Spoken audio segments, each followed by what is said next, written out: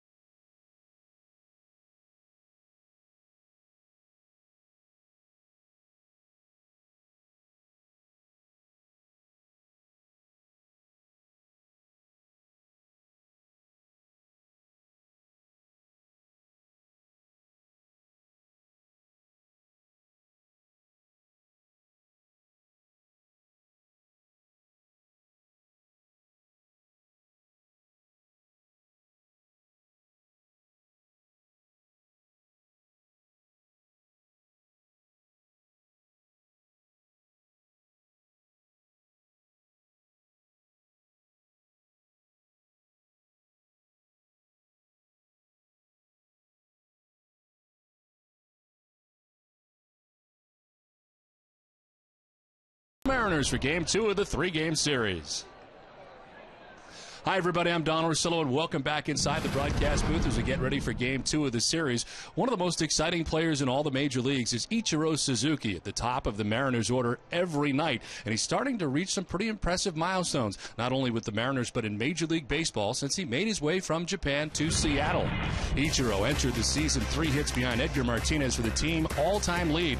He needed just 2 games to pass the Mariners' longtime DH. On April 2nd, he collected an RBI single in the 9th off Brian Fuentes for hit number 2,248 in his Mariners career.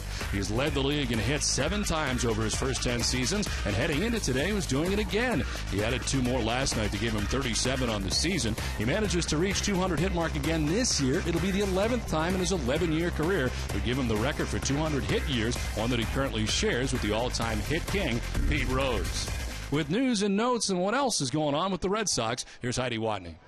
Well, Don, Terry Francona said he may have overreacted a bit pulling Daisuke Matsuzaka last night, but with a bit of a language barrier, the team wanted to err on the cautious side. After a thorough examination, Matsuzaka appears to be okay. He was examined, fairly extensively last night after he came out, and actually did really well. So that's good. He's going about his normal day one activities. Now, certainly we want to keep an eye on him, but hopefully we just overreacted. Again, we talked about it last night. It's a little bit hard not to. When a guy says he's tight or stiff, and you see the velocity goes down, there's some concern. You saw Tech jump out of there. But hopefully that's what it was, and just a kind of a bad day and move on. Matsuzaka should be able to make his next start, but the rotation is in the air a bit right now because Clay Buchholz, who was supposed to start tomorrow, came down with a stomach flu yesterday, so the team wants to give him an extra day to prepare. So Tim Wakefield will get the start tomorrow, with Buchholz going on Monday. Now, beyond that, Terry Francona did not say what the rotation is going to be, although there's no reason to believe that Josh Beckett shouldn't be able to make his start on Tuesday. Don? Thanks, Heidi. Doug Fister on the hill tonight for the Mariners. 1-3, a 3.19 earned run average. The 27-year-old right-hander on the hill for the M's. First pitch is next.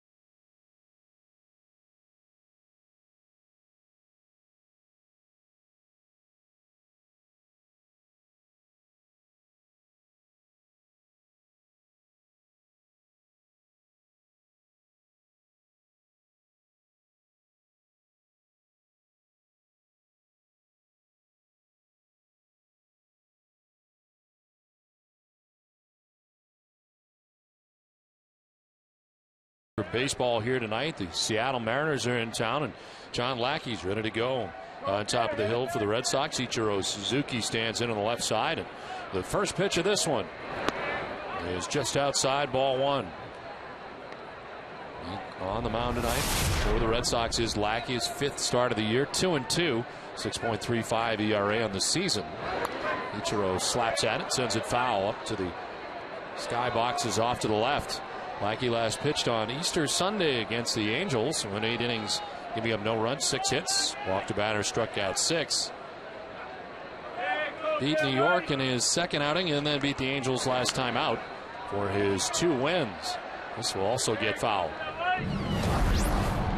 Well, it's been a while since he's been on the mound in Fenway Park. Opening day against the Yankees didn't go all that well, but he got the W, and that's when he got pushed back in his next start, which ends up being a pretty brilliant move up to this point after seeing what he's done the last 2 starts.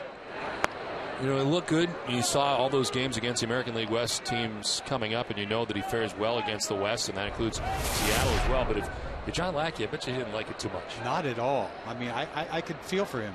In Fenway Park, you wanted to get off to a good start. This is back up the middle into center field. Another base hit for Ichiro. He slaps it into center. He's aboard as we check out the Seattle Mariners starting 9. Ichiro at the top of the order in right field with Sean Figgins at third base. Milton Bradley is in left. Miguel Olivo does the catching. Justin Smoke at first base. Jack Cust is the DH again tonight, with Michael Saunders in center field. Brendan Ryan plays at shortstop. And tonight, Jack Wilson, who played late in the game last night, starts the game at second base tonight for Seattle. Ichiro always a threat to take off at first base. Has a pretty good sized lead over there. Sean Figgins stands in. Always fun to watch Ichiro. Always looks like he's on the move, even though he has incredible balance. 2 strikes, breaking ball. Not that bad a breaking ball, but he just shortens up a little bit, slaps it up the middle. And the beat goes on with this guy.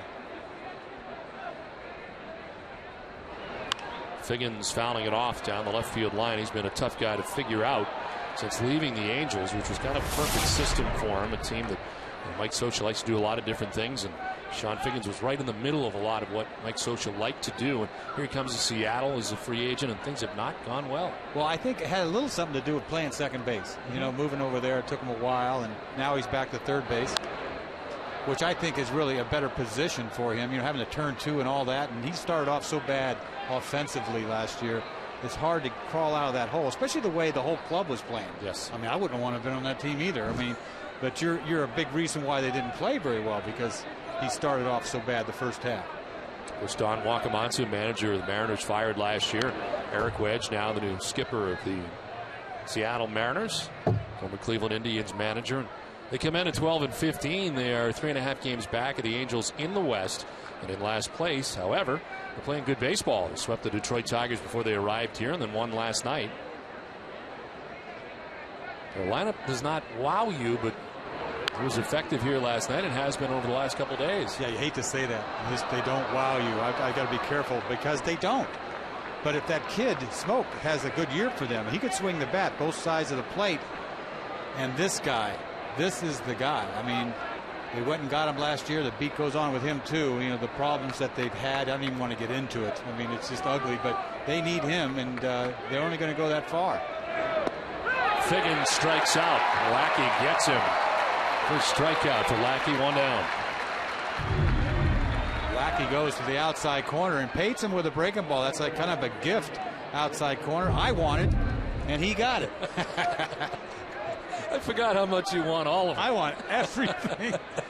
That's a good sign for Lackey, because he does get squeezed a lot, and he'll let you know. 1 out, Ichiro at first base. And Milton Bradley, the batter. 193 start to his season. 2 homers, 11 runs batted in. And he takes strike 1. That's just a real good sign from Lackey. Hit that outside corner early. He's going to have to pitch inside, and he does. He's a control guy. I thought when we first got him that he was more of a power guy. The more I watch him, he's a breaking ball guy. Check swing foul just above the Mariners dugout. And it's 0-2 to Bradley. You got to run that ball in on these left-handed hitters. That's a good pitch right there. It sets everything up as you go farther into this game. You see this fastball in, you got to get it in there. He kind of really wasn't all that in, but it was up.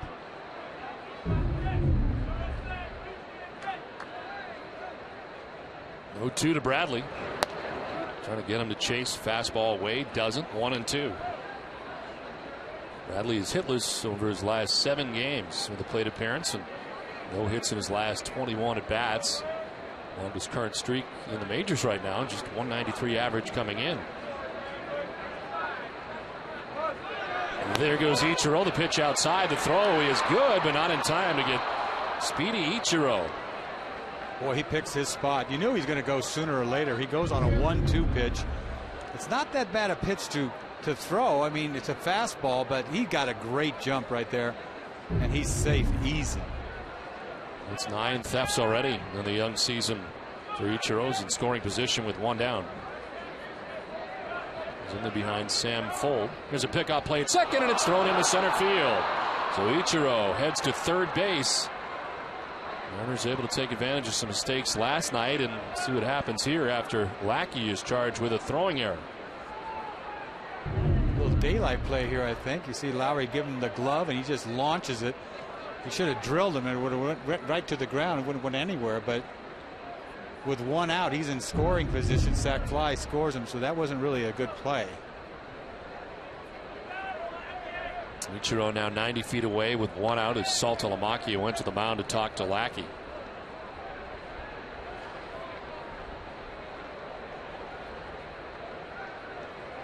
Milton Bradley starting in left field tonight for the Mariners. Only second game in left for him. He's been patient here. He got down 0-2, but it's a full count now.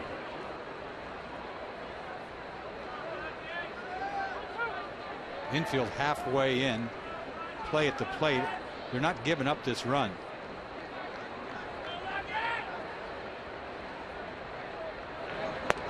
Bradley strikes out looking. Second strikeout for Lackey, and it's a good one. Didn't need contact, and there is none. Well, that's a beautiful thing. This outside corner is a beautiful thing. Another ball that's kind of a gift, but Bradley takes it like a man and walks off. If he's going to get that call all night from Greg Gibson, it's going to be a good night. That's a great night. Just live there. Fire one in every once in a while and go back out there. 2 down here in the first inning. Ichiro still at third, and here's Miguel Olivo, part of our key matchup, brought to you by New England Acura dealers. He struck out half the times that he's faced John Lackey. 2 of his 3 hits are extra base hits against John. 1-0. On the ground to shortstop. Jed Lowry's got it knee high. And the throw in plenty of time. Lackey gets out of the tough spot there. Ichiro's left at third. The Red Sox are coming up.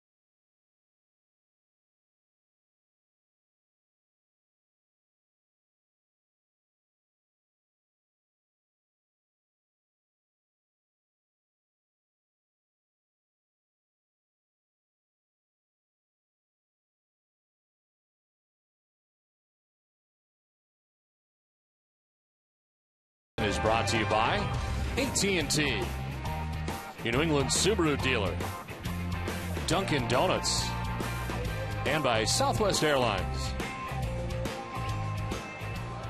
A beautiful night from Fenway Park, the middle game of this 3-game series between the Red Sox and the Seattle Mariners. Mariners tonight featuring a big, tall right-hander. Doug Fister makes his 6th start of the year. He's 1-3, 3.19 earned run average. 27-year-old. 45th career Major League appearance.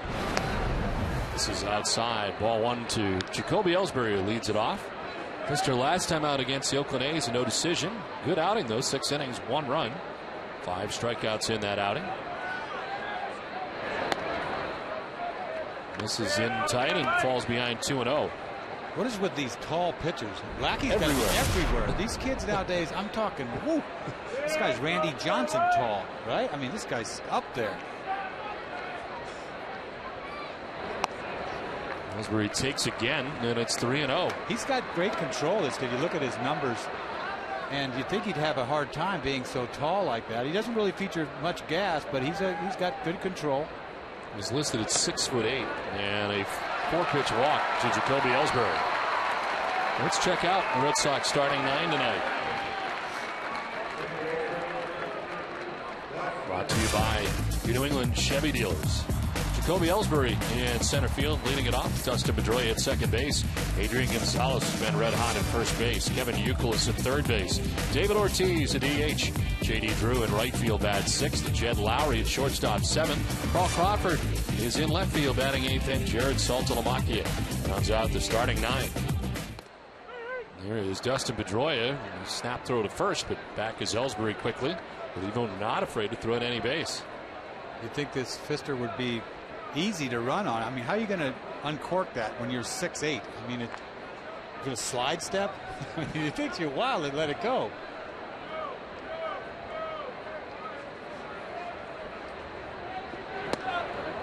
Pedroia takes and a pitch inside, 1-1. Dustin hitting at 266. Start the night, 2 homers and 8 runs batted in. Held hitless in game 1 of the series, going 0 for 4 here last night.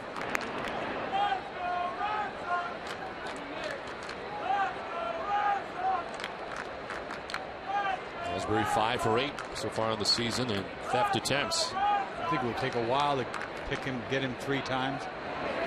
This one fouled off, yeah. You know, 3 does a lot because he looked like he could steal a bag anytime he wanted.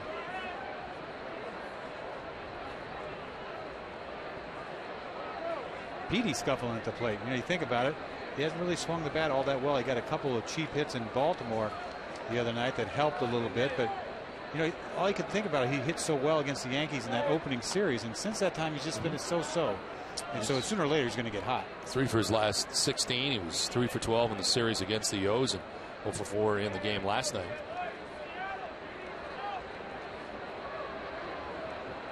Waiting on a 1-2 pitch from Doug Pfister.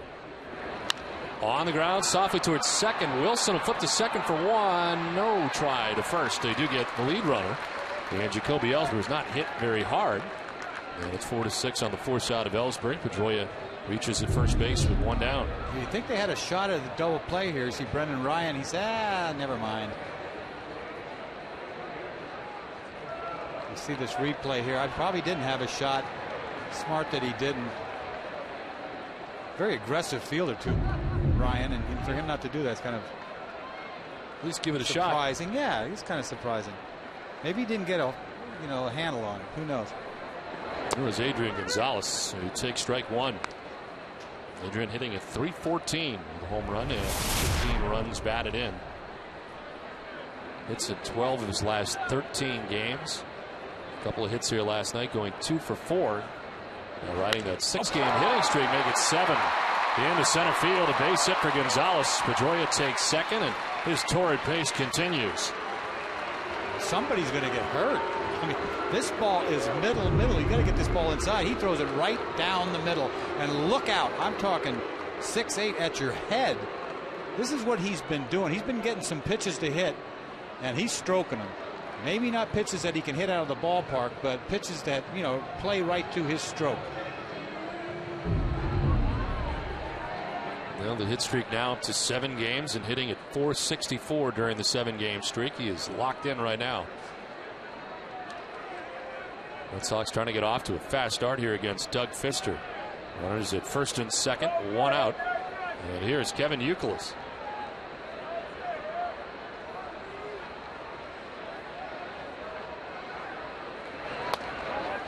Youkilis' power numbers have been good. The average has been down. Starting the night hitting at 213 with 5 home runs and 15 runs batted in. On base percentage of .388.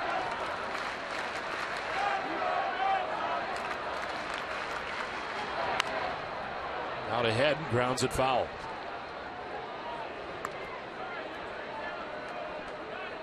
Pfister featuring kind of mediocre cheese. You see, doesn't exactly light it up. It's what, 88? Yes, 88, 89. And you got to make sure you put that thing somewhere. A little breaking ball, better be a tight breaking ball.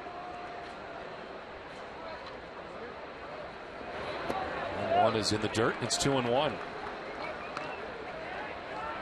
That was the curveball. He also has a slider that he uses less. I mean, he's pitched pretty well. You look at his stats last year, you think 6-14, he's brutal. No, he had a 4 ERA. You know, for a good ball club, it might be just the opposite for a team that scores a lot of runs. I mean, great place to pitch in Seattle, but guess what? They don't score anything. That's Felix. You got to be a Cy Young Award winner to be a 500 pitcher. 2-1 to Euclid, misses, and it's 3-1. We're talking about that ballpark a little bit last night, and the fact that Adrian Beltre had such an incredible year here with the Red Sox, did virtually nothing in the time he was a Seattle Mariner. You can understand. It's that ballpark. It's that ballpark. Don't get any respect offensively.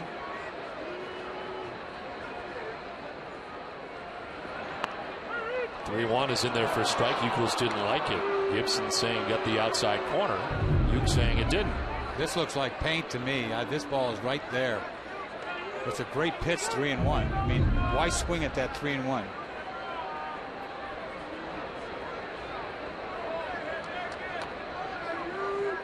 Roy at second base. Gonzalez at first, a 3-2. Down the right field line, foul. Boy, Euch has had his opportunities this year. He really has. You know, and he strikes out a lot more than he's been, you know, over his career. I mean, he's going to be fine, but it's kind of glaring early on how he's struck out a lot. I know he's walked a lot, but he's struck out a whole bunch.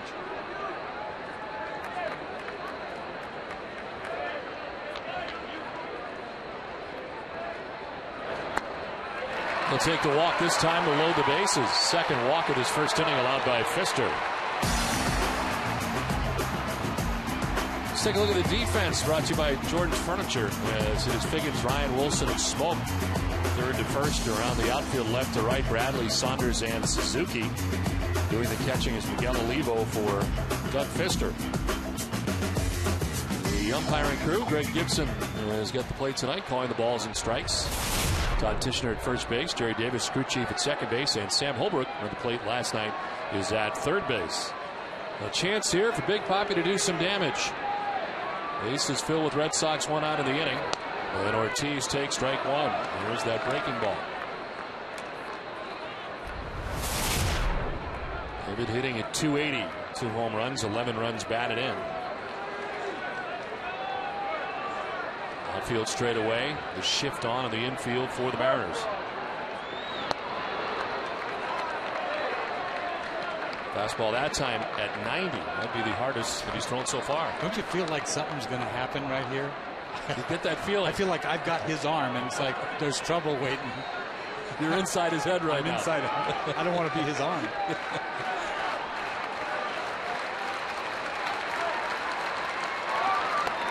Inside, 2-1. And this will bring Olivo out. Maybe he's thinking the same thing.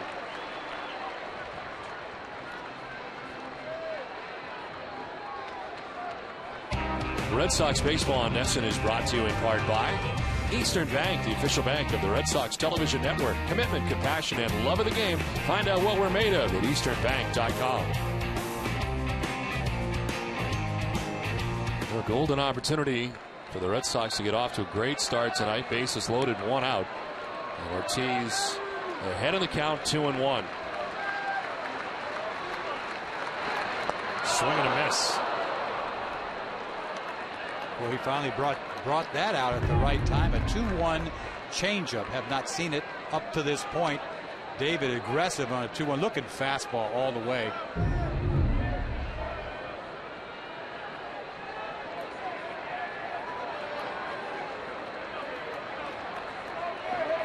Swing and a miss. Big strikeout for Pfister. That appeared to be the slider. That's the first strikeout for Pfister. 2 down. Like Big Papi didn't really pick him up. You see this slider that down and in. It's sort of out of his sight line or something. He had him right where he wanted him, 2-1, and then change up, slider in, and see you later. So 2 down, bases loaded, and a chance here for J.D. Drew. His final out of last night's game as he pinch hit in the game. And Drew takes strike one. 270 hitter with a home run, 5 runs batted in. Red Sox with their left-handed lineup in there tonight, of course, with the right-hander Doug Fister back on the mound. And perhaps we'll see a longer stretch of right-handers now after what seemed like an incredible stretch of seeing lefty starters every day. This is what you have to do when you get rolling. You gotta hurt somebody. You gotta hurt somebody first inning. Let's go. And this is how you sort of take off. They've got to make him pay here. 25th pitch of the inning for Fister. And Drew tried to hold up and did, according to Sam Holbrook, third base umpire. 2-1 now to Drew. See another breaking ball right here. Good that he held up. Once again, 2-1 pitch coming up to Drew. You got to make him pay. 3 for 6 in his career against Fister in the past. And he fouls it off. 2-2.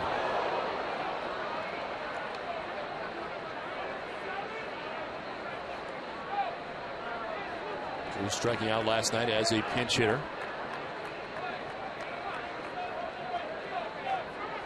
Carl Willis, the pitching coach for the Mariners, was also the pitching coach for Eric Wedge in Cleveland. Down and in, and a full count. And everybody will be moving here. Bases filled with Red Sox, 2 outs in the first, and a full count to J.D. Drew.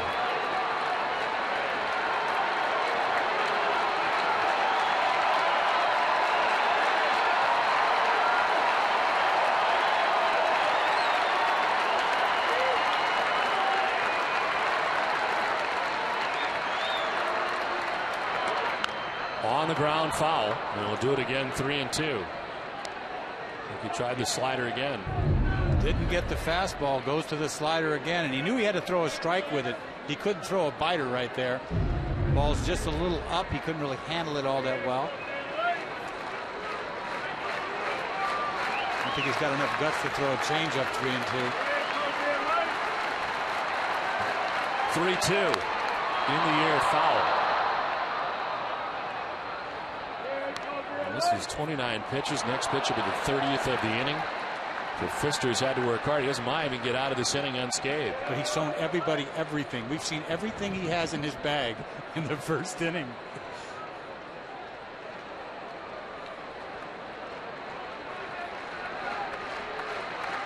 Three-two pitch. Drew fouls off another. This will be the 9th pitch of the at-bat.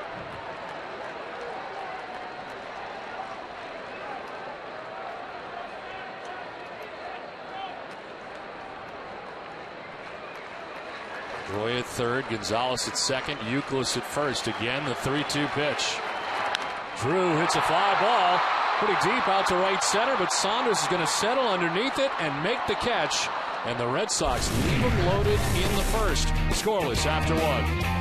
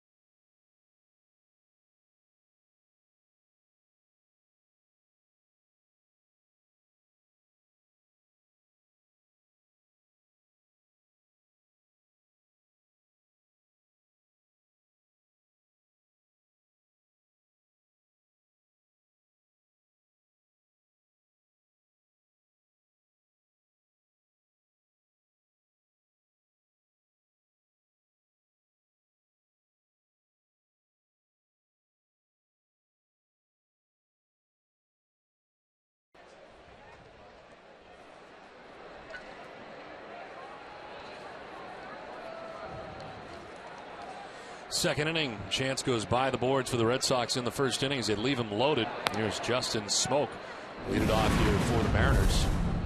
And pretty exciting player, Justin Smoak. What a great name, huh?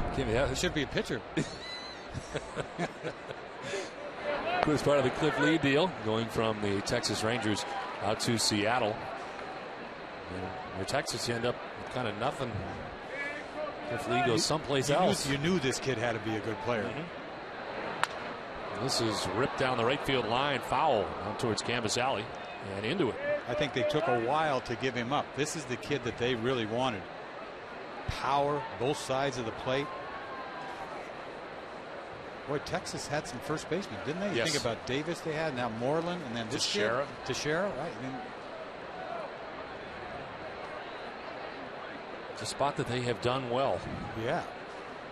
You can add Adrian Gonzalez to that list, too. Hello.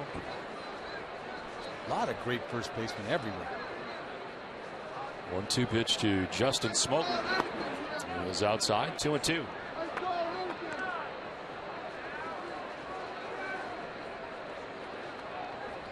He's on a season-high 11-game hitting streak coming into tonight's action. Smoak hitting at .359 during the 11-gamer.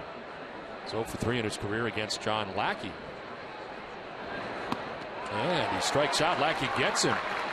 Lackey, usually a huge strikeout number pitcher, but he's got 3 Ks here in an inning and a third. Well, he breaks out this changeup that goes the opposite direction. Almost looks like a slider, but that's a changeup. And a great spot for it. He's trying to throw it away, but it's down. Good pitch. Lackey did have 6 strikeouts in his last outing against the Angels on Sunday. Prior to that, season high had been 3.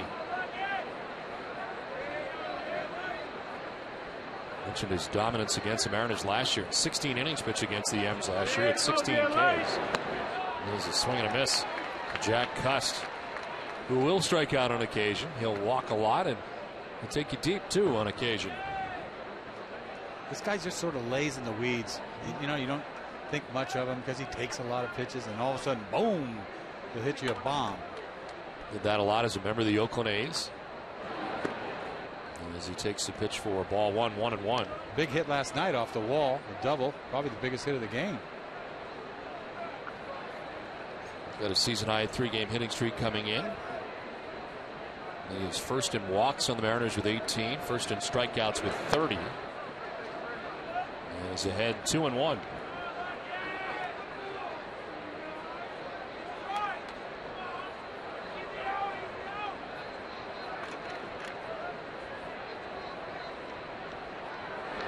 One pitch is outside, 3-1.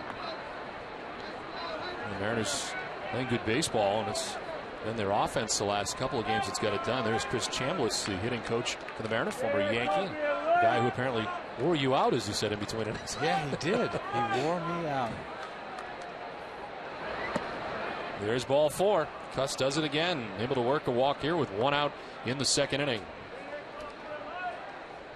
Well, tomorrow is Vermont Day at Fenway Park, and to celebrate, Vermont Tourism and Cabot Cheese are giving away a Stratton Golf getaway for 6. Visit VermontVacation.com for your chance to win. The VermontVacation.com contest ends tomorrow, so act now. It's beautiful shots of Vermont. Sure, we'll see many more tomorrow.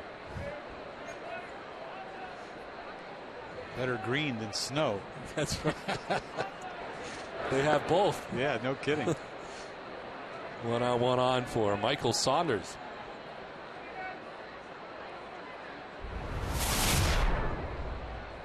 Saunders at .224 with a home run, 6 runs batted in. In there for a strike over the outside corner, 1-1. And the numbers against Seattle. He's faced him a bunch, 13-9 against the Mariners in his career, 3.64 ERA.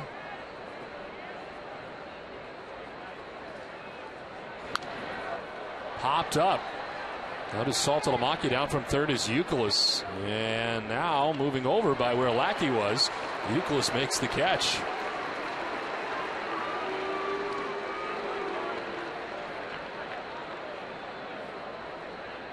For every Red Sox game that goes into extra innings, so the Red Sox get a save, CVS Pharmacy. Donate $500 to Children's Hospital Boston. CVS Pharmacy is the official pharmacy of the Boston Red Sox. He ends up kind of in the way here. I mean, get out of the way. What are you doing? It's all fun and games until it drops. I mean, really, I'm not close to that ball. I'm out of here. You weren't the type of pitcher who wanted it? No. You'd bail? Unless it's a little teeny popper. Yes. But stuff that high you weren't interested in? Right. I'm not getting in anybody's way. 2 down, Cust at first. Brendan Ryan, the batter. 192 average. The Mariners shortstop.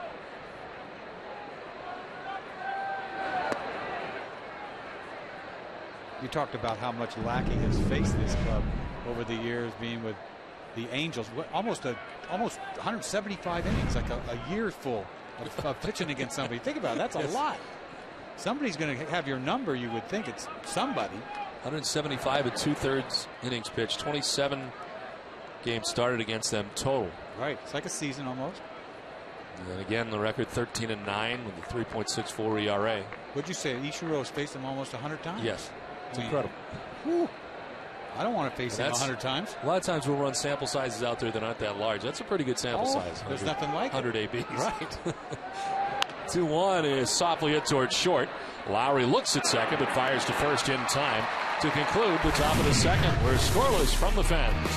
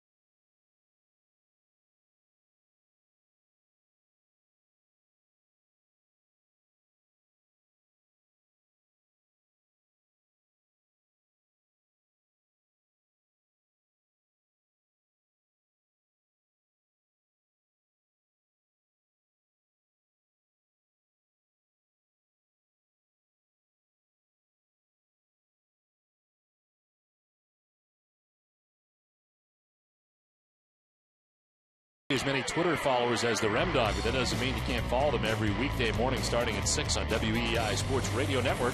Dennis and Callahan, Boston's #1 morning show on Sports Radio WEEI, also right here on Nesson. 32 pitches for Doug Fister. Had to throw 31 in that first inning, but he got out of it unscathed. And it is Jed Lowry leads it off here for the Red Sox. Lowry, Crawford, and Saltalamacchia. 7, 8, and 9. Lowry hitting out of the number 7 spot and hitting at 375.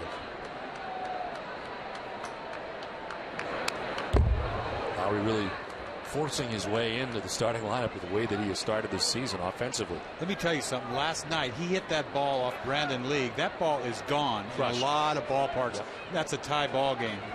Next thing you know, Brandon League shaking hands for a save. Yep. Meanwhile, he crushed that ball last night. Ball was not carrying at all. Crosswind here last night was pretty big. You know, as a relief pitcher, I know you give up a bomb like that and you get another ball, you get it back. Oh, yay. You know, doesn't happen that often. No.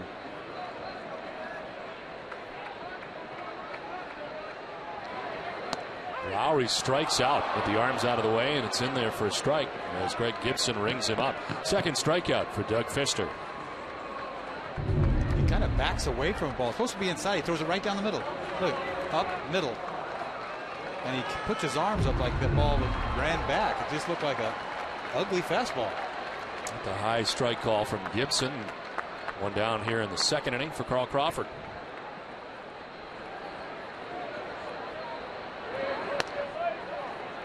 A little bit more giddy up on the fastball this inning. Right. 91 and up that time. Crawford hitting at 160 heading into tonight's action. There's a strike, 1-1. I'm not going to get too excited about that hair either now. You know what I'm saying? All of a sudden you think you're throwing harder than you're throwing. He's got to be a little bit more excited because he was starting at 88. So that is chopped down to first base, handled by Smoke, who tags the bag. And there's two down. Let's send it down to Heidi.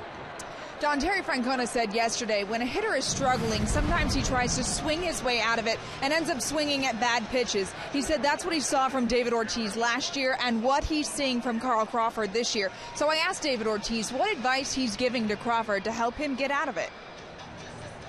Sometimes when you get caught into the situation, you want to go to the plate and get 3 hits in one at bat. And you know it doesn't work like that. So that's why I keep on talking to him. I mean, I'm older than him, and I've been around long enough to let him know how things work. He's the guy that he's always open to listen to what you have to say, to learn. He's not the one person that walk around acting like he know that he got everything figured out. No, he always looking for ideas and things like that. And I talked to Dave Magadan about Crawford, too. He said Crawford is a guy who relies more on feel than mechanics, which can be tough for a hitting coach, but he's seeing much better at-bats from Crawford, and he says he's hitting the ball well, just not quite getting the results just yet. He says the results will come. Don? All right, Heidi, thanks very much. You really feel for this guy right now, the way this season has started, the way things are going here. Oh, yeah. I mean, let's face it, when we saw him in Tampa, he's not a patient hitter. He likes to act. This is line to left. Bradley on the sinking liner is able to make the catch. It ends the inning. Fister much quicker inning here. 1-2-3. We're scoreless through 2.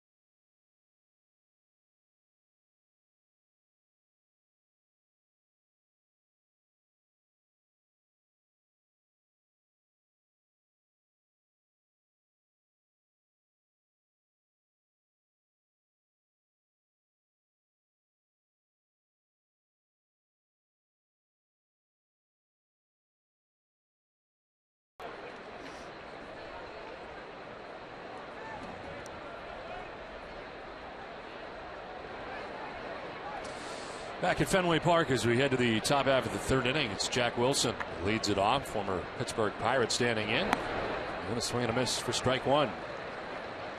Wilson came into the game defensively last night, late in the game. And it's a 246 average, no homers and 3 runs batted in. Irritation in his eye in Detroit. He was bothered by a bit of an eye problem the last couple of days. But it was okay to come into the game last last night and goes back to starting in tonight's game. Safely in 6 of his last 7. 1-1 from Lackey. Popped up. Down from first comes Gonzalez. And in foul ground, Adrian makes the catch for the first down here of the 3rd. We'll join Catherine Tappan and Barry Peterson on Monday night at 6:30 for Bruins Face-Off Live. Naoko Funiyama and Andy Brickley will be reporting live from Philly with their preview of Game 2 between the Bruins and the Flyers. For more, visit NESN.com/Bruins. Nice win today in Philadelphia for the Bruins, winning 7-3. David Krejci leading the way with 2 goals and 2 assists, part of the Bees' victory in Game 1.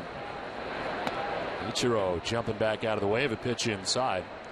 We're talking about the number of at-bats Ichiro has had against Lackey. Coming in at tonight, 27 for 92. That's pretty good for Lackey. 293 average. There's a strike, 1-1. Somebody was talking about, you see the 93 at bats. Somebody's talking about, is he a Hall of Famer? He's got 10 years in now, yes, right? Yes. And that's the criteria, is 10 years. I mean, this guy's a Hall of Famer already. 10 seasons in a row, 200 hits. That's ridiculous. And you think about all the time that he spent in Japan even before he got here, what those numbers would be if he spent his entire career here. How many did he have over there? Did he have 1,000 over there? I don't think so. Because he'd be up coming close to 3,000 almost, right? He was with Oryx from 92 to 2000. And they don't have. Oh, no, they do. Hold on a second. He had 1,278 hits. So he's way over 3,000. So he was fouled back. 1,278 in Japan. 2,200 over here. 2,244 coming into the season over here. That's a lot of hits. Yeah, 3,560 to be exact.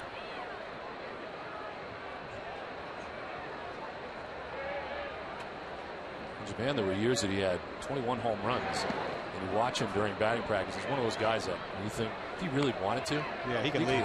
He have a lot of home runs. It's like Boggsy. Remember Boggs, Wade Boggs? He could leave in batting practice. Meanwhile, he just flip it off the wall. It was all about the hits and the average. Career 331 hitter. Blooped back onto the screen. It's got some of the funkiest swings. Yes. That ball right there was like, it was just an ugly swing. His bat control is amazing. Look at this 3-2 breaking ball, kind of up a little bit. And look at that. Just flip it. He's lucky that ball's not an out, you know? As the foul pitches off at will. 3-2 is in the dirt. And it's ball 4. He's on again. Second time tonight. He was aboard in the first inning, stole a base. Now, Red Sox fans, come see the Sox battle the Angels this week. Great seats are available throughout the 4-game series, including tickets for $30 or less. It starts with Monday night's game through Thursday afternoon's game. Don't miss the action as the season starts to heat up. Visit RedSox.com to get your tickets today. Well, former Angel Sean Figgins standing in. He struck out looking in the first inning. One of 3 strikeouts for John Lackey so far.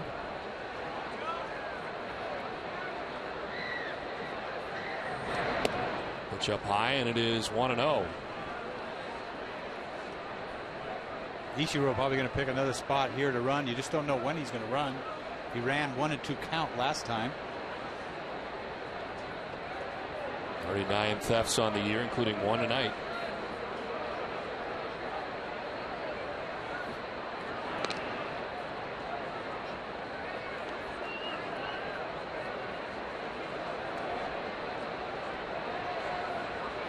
You know, we don't pitch out all that much. You don't see us pitch out much at all.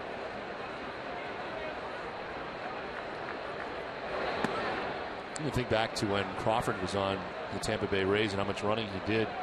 They tried all different kinds of things to deal with. It seemed like they pitched out a little bit more as time went on against him. Individuals. Didn't somebody pitch out the other night 2 times in a row and they threw somebody out? Mike Scioscia did. Yes. Against the Angels. You're all right with me asking you questions? You just keep firing out the questions. I don't want to stop. I remember this now. It's all coming back to me slowly. Pitch in there. Pitch in there for the strike. No, it's great. Okay. It's just you're pretty good. I know I can count on you to answer. That one came to me. A lot of them don't. Right. As long as you stay within like this season or maybe last season, start talking about. Well, this is 5 years ago. I'm not going to get carried away. It's only one night. You know what I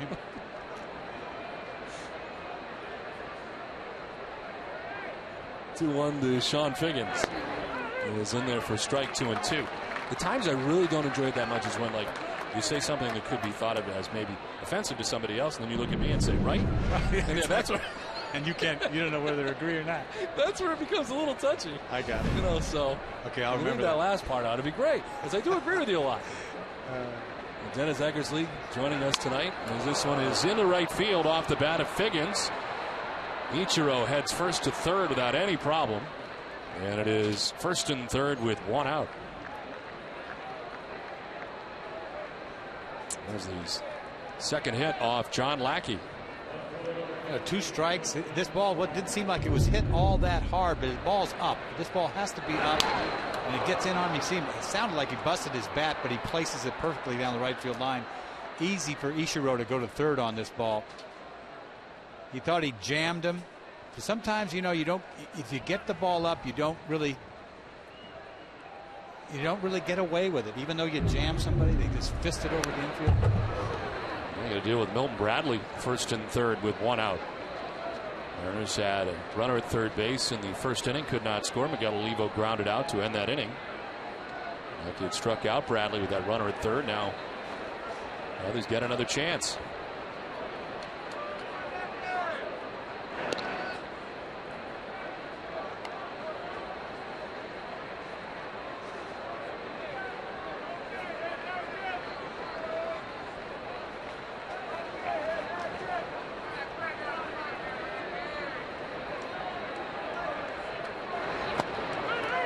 In there for strike 2. Bradley didn't like it. It's 0-2. This ball looks good. I mean, looks like a strike to me, but I bet it's outside. Yeah, Too close. Yeah. Obviously, I have to have it, but he needs it. Now he's got him 0-2. How's he going to put him away here? Tries to get him up, and he doesn't chase. 1-2.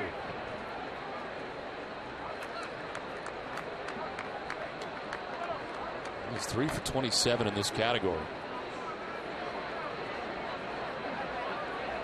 Got to make him chase something. Oh, he likes that fastball again. 1-2 pitch.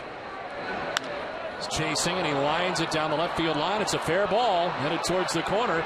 Ichiro will score. Figgins being stopped at third. It's an RBI double from Milton Bradley, and the Mariners jump on top 1-0.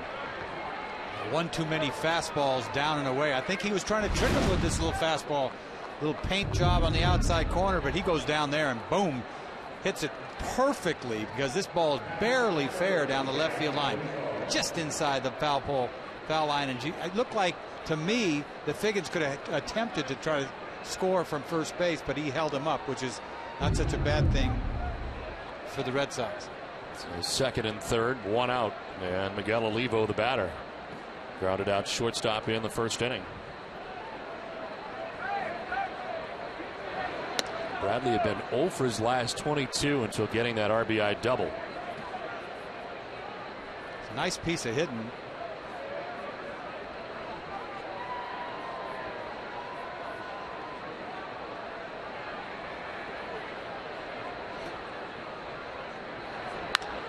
On the ground to third, Yukos looks the runner back at third. Now he's doing some dancing. Now Yukos double pumps and just gets him. Wow. Olivo can't believe it. I'm not sure it's right. We'll have to take a look as Eric Wedge makes his way out.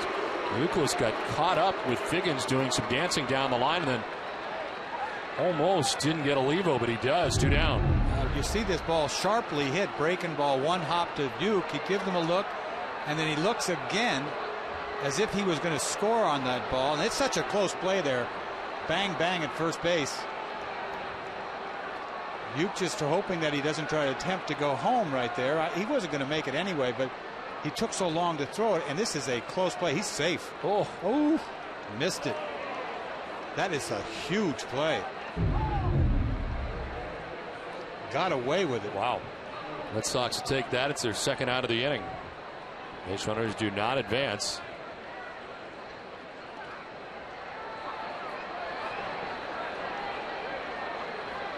What in What's the going world on? is Milton going Bradley is in a on? conversation with Jerry Davis, the crew chief. And he's been tossed from this game. He was arguing the play at first base. He took on the case of Eric Wedge, and he's been tossed. No doubt they missed the call, but Milton Bradley again having some anger issues. You ever see that? A guy get kicked out on the bags, arguing a play? Not that I can remember. This guy's done it all. It's classic. He just can't control his anger.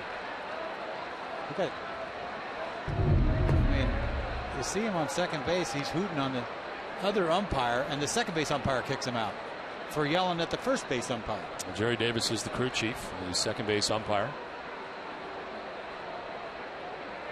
So Milton Bradley is out of this game now. It's that trigger that he just can't control. You know, we all get upset, but there's times when you just got to zip it. Ryan Langerhans will run for him and stay in the game here most likely. This is now second and third, 2 down. Wedge did not get ejected as he argued the case at first base with Todd Titchener, who did miss the call. It was Milton Bradley who was tossed from this game. Here is Justin Smoke. He struck out in the second inning. Chance to do some damage. And a swing and a miss for strike one. Bradley finally got a hit. Was he 1 for 20? Whatever. Well, he had been 0 for his last 22 prior to the double. So he's excited. He's out on the bags. He hasn't been out there for a while. And whew. He's got his hands full with that guy. Inside, and it's 1-1.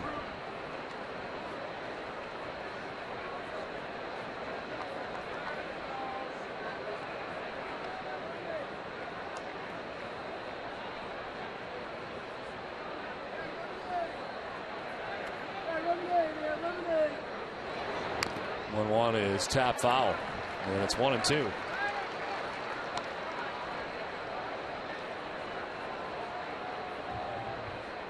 I don't think he wants to get beat on a 2-strike fastball down and away.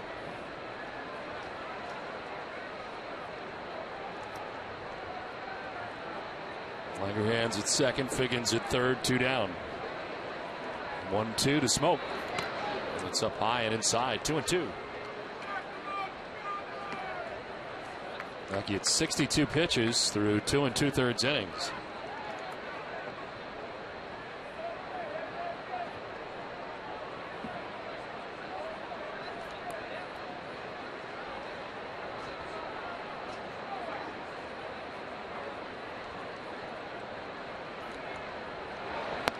It's outside, ball 3. Be careful with Justin Smoke. And up and in, and then up and away. You got to be careful. You really do. I mean, you don't want to get burnt. Throw this guy a cookie and he takes your yard. Smoke with 4 home runs on the year.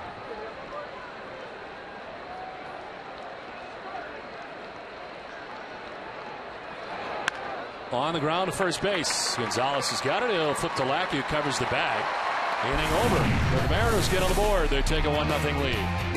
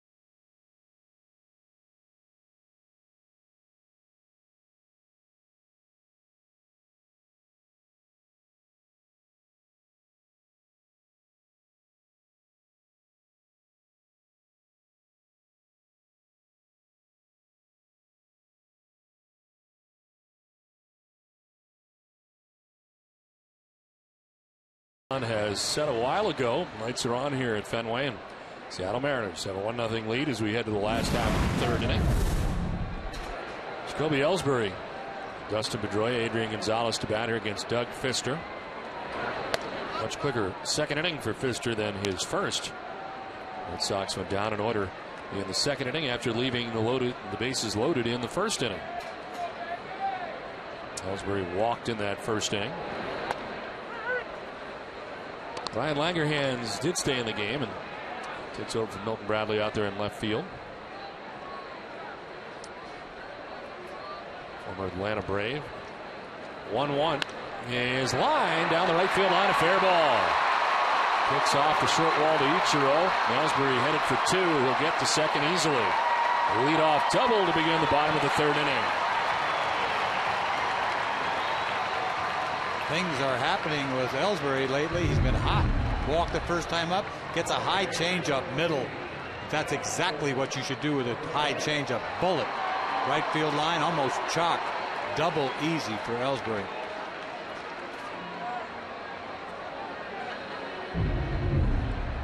Look at the updated hit streak for Jacoby Ellsbury. It's now a 9-gamer. 405 along the way.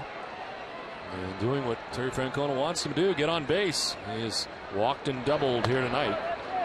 As standing in is Dustin Pedroia taking ball one. Pedroia reached on a fielder's choice in the first inning.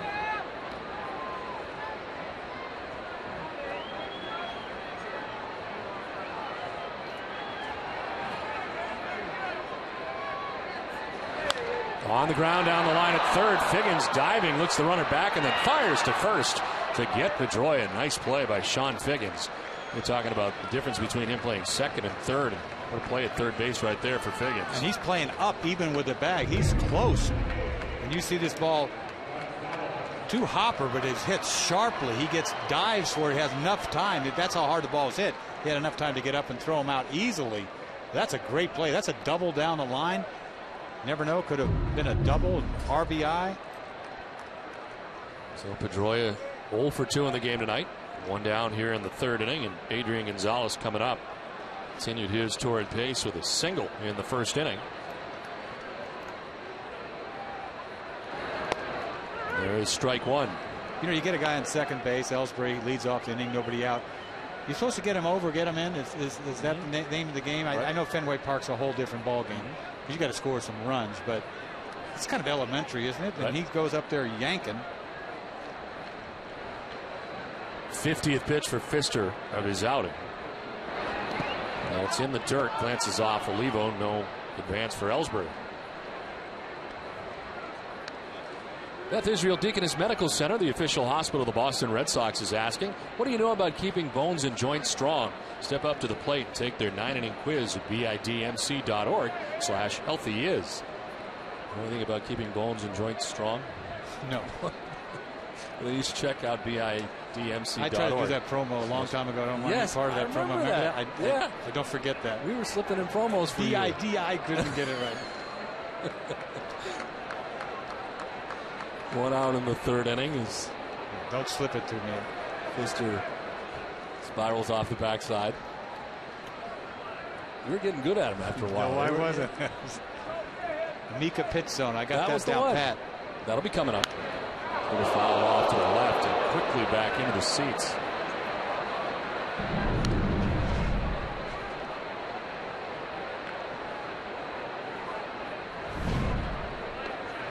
Adrian Gonzalez, the single in the first inning, one of 2 hits off Doug Fister. He's walked 2.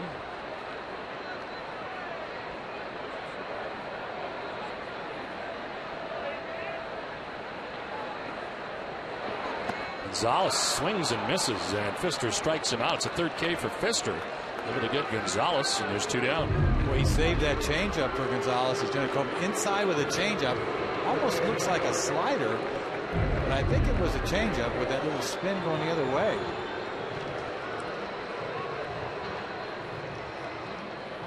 So 2 down in the inning. Ellsbury doubled to begin the inning, but still there with 2 outs. And here's Kevin Youkilis. Looked to walk in the first inning.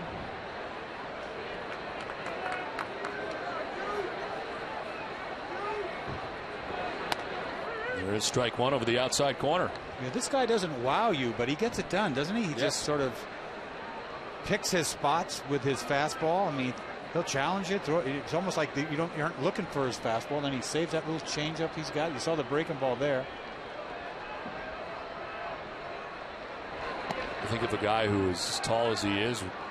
Think of a guy who throws pretty hard, and he really is not that high up into the 90s. No. It goes to show you don't have to bring it to make it happen. But boy, you look at this guy and you think, whoo, he must throw it 95. He fake pumps you. 1-1 pitch to Youkilis. He is on the ground. Ryan at shortstop picks it and throws to first to end the inning. They waste the double by Ellsbury. We played 3. It's 1-0 Mariners.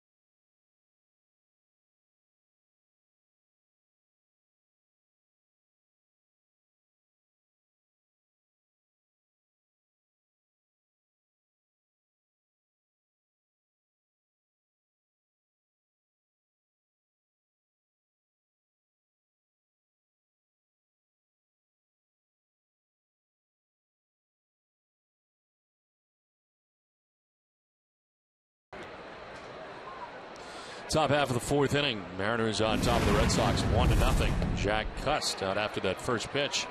Leads it off here in the 4th inning. Cust walked in the 2nd inning. One of 2 walks given up by John Lackey. Jack Cust, 32 years of age, and saw him mostly as a member of the Oakland A's, but he's also played for the Padres, the Orioles, and the Diamondbacks. The last 4 seasons spent in Oakland. They sent him to AAA last year early on, didn't they? It's kind of surprising. Shocking. Right out of spring training. I think the guy who was the most shocked was Jack Cust at the time. He didn't see it coming. Right. And you had been the Oakland A's leader in home runs each of the 3 years before, 26, 33, and 25. And then the end of spring training in 2010, they said, you're going to AAA. What kind of iron was he making to be sent down like that? That I don't know. You know what I'm saying? I mean, for the A's to send somebody down making money, right? Because you think he'd had several years with like the numbers you said. Yes. He had to be making a couple of beans, right? Sure. A lot of iron, a lot of beans. You got it. He's down in Sacramento. Going to AAA with his beans. That's a lot of beans in Sacramento. Right? Yes. I haven't spent a lot of time in Sacramento. I don't know. He got 2.5 beans with Seattle this year, so he's doing all right.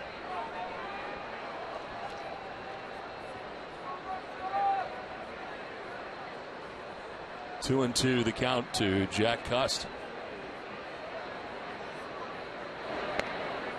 You're from Northern California, Fremont? Yeah, Sacramento's. All I know, Sacramento is a long ways away. It's on the way to Tahoe. It's far. It's far and it's hot in the summer. That's all I know. Are the A's going to Fremont? It's the capital. They'll go anywhere if they let them. Still not found a stadium site yet in Oakland.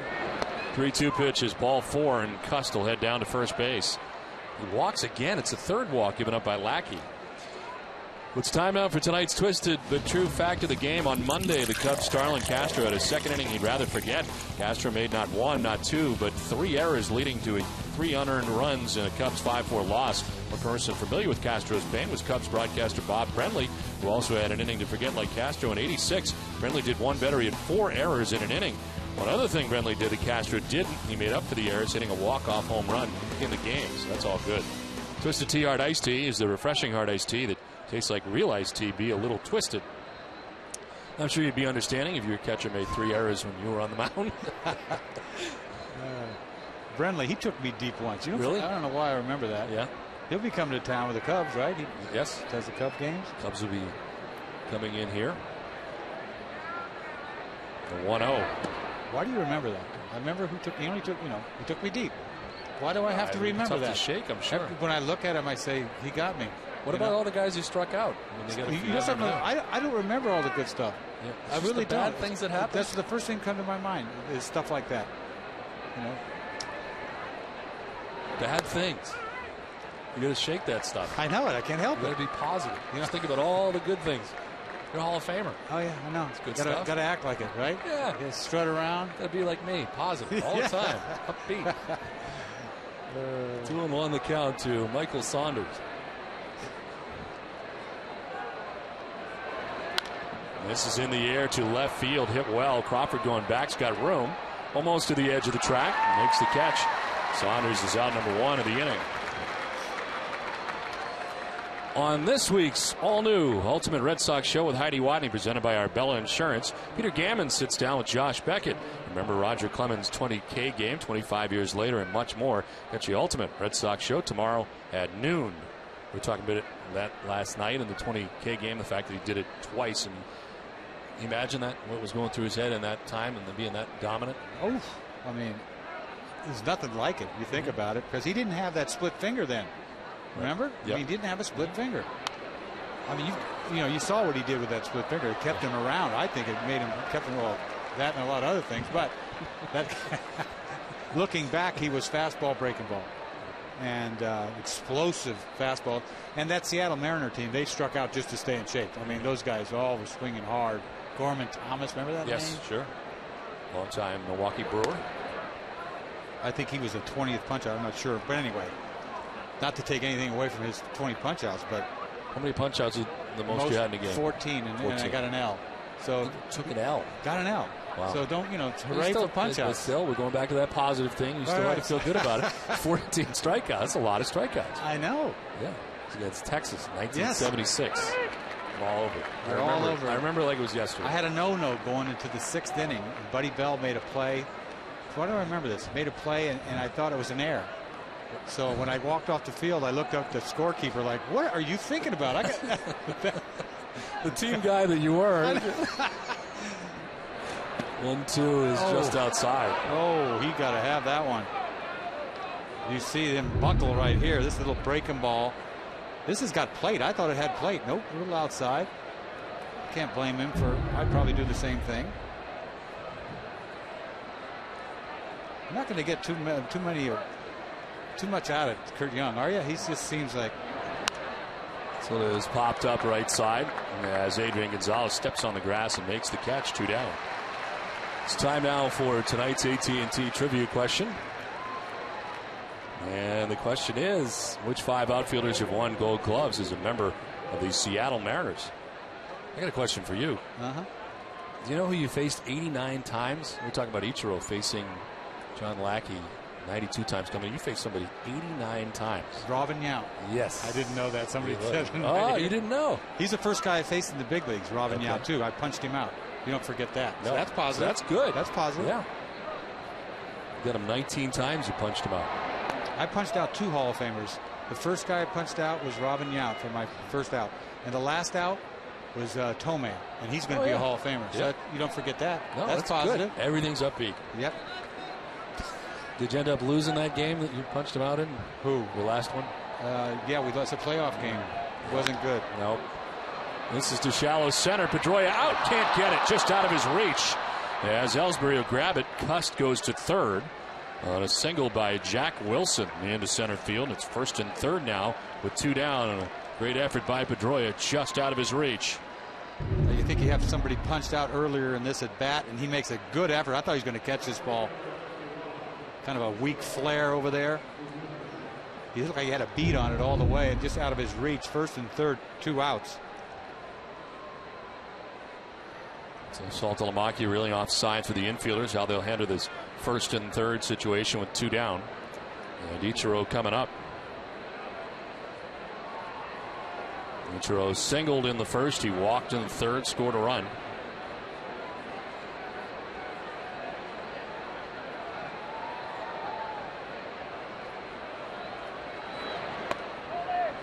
Inside, ball 1. Boy, ton of pitches. Look at 83 Yes. pitches. He's thrown the whole bag out there tonight. Everything he's thrown. 83 pitches and 3 2/3 innings. And he's had to work hard, as these are not, these have been tough innings. A lot of base runners for the Mariners. He pitches all the way around the strike zone. He doesn't really want to go get you.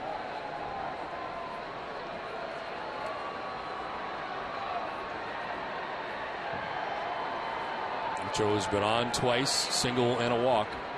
Batting for the 3rd time tonight. And chops this one towards second. Pedroia will flip to second for the out. That ends the inning. 3.5 done from Fenway. Mariners on top 1-0.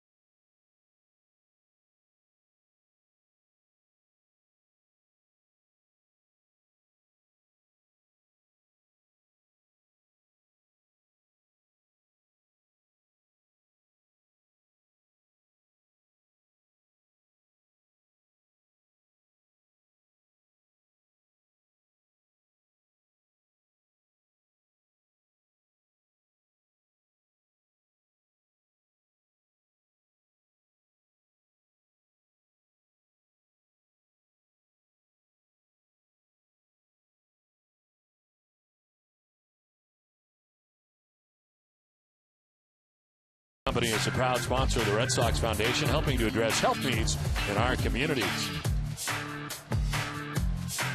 Last of the 4th inning, and Big Papi to get it started. Ortiz, Drew, and Lowry in the inning. As David takes a high strike for strike 1. Doug Fister has retired now. 8 of the last 9 batters he's faced. 3 strikeouts along the way.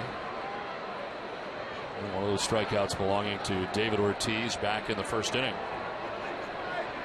That was a big punch out in the 1st inning. Came with the bases loaded. Red Sox left 3 on in the 1st. They would leave Jacoby Ellsbury, who doubled to begin the 3rd inning at second base. So 4 men left to the first 3.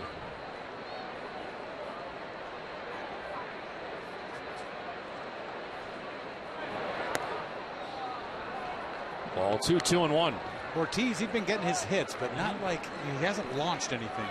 It's been a while, right? He had a couple home runs early. Yes, very early. First series in Texas, able to get that first home run out of the way. So it fouled off, and that gets a piece of Miguel Olivo. 2-2.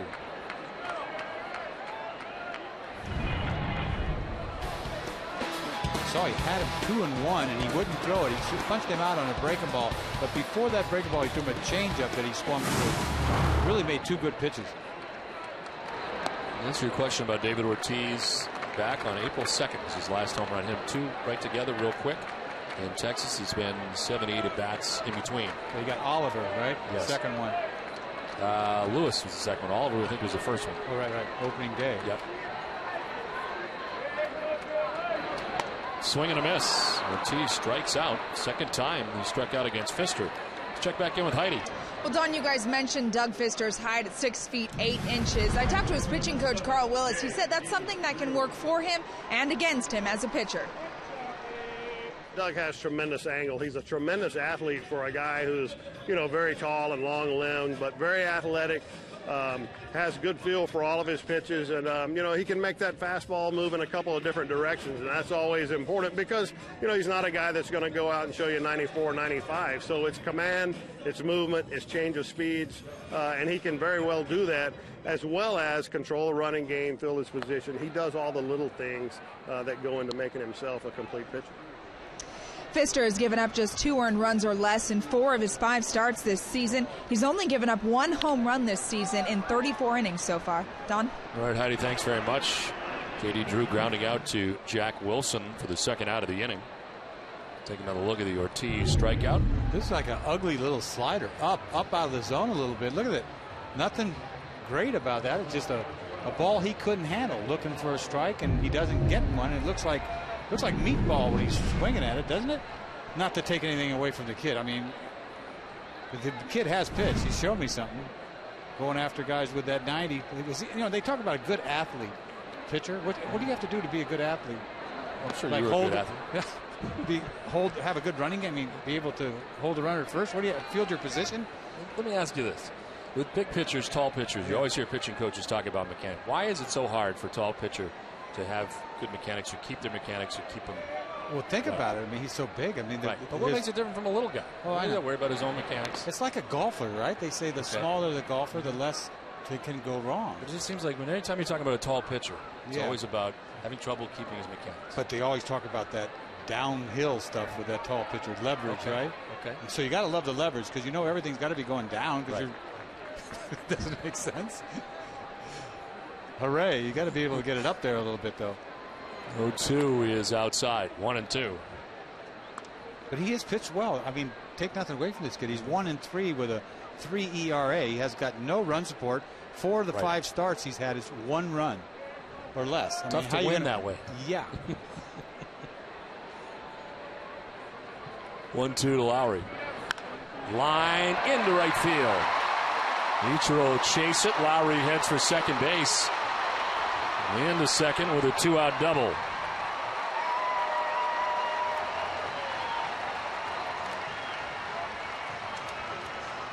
A lot of breaking balls this at bat, and he doesn't get away with this breaking ball. That breaking ball is middle, and Lowry knows what to do with it. He ropes this ball down the right field line. Once again, an easy double, just like the Ellsbury double earlier. 2 outs, though. Safe at second, safe and secure. New York Life.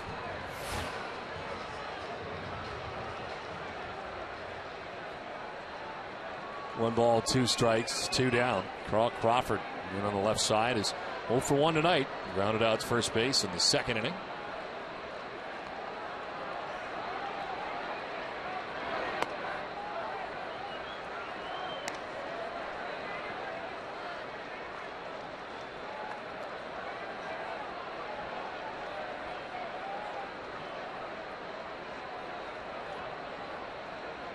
th pitch for Pfister of the night.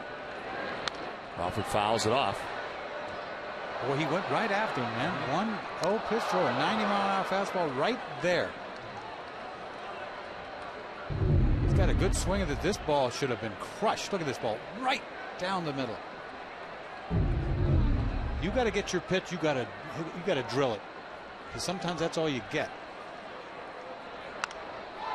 Hits it in the air to right field. And in comes Ichiro. Makes the catch. It ends the inning. Red Sox leave another base on. They've left 5. It's 1-0 Seattle.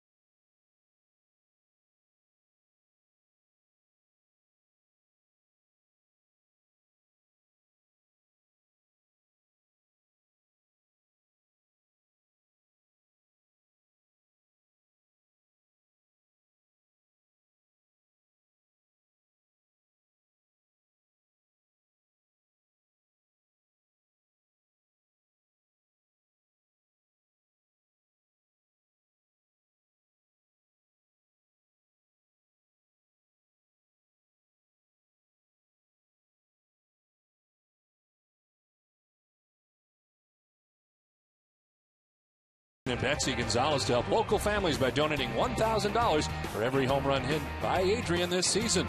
Select Habitat for Humanity affiliates in eastern Massachusetts.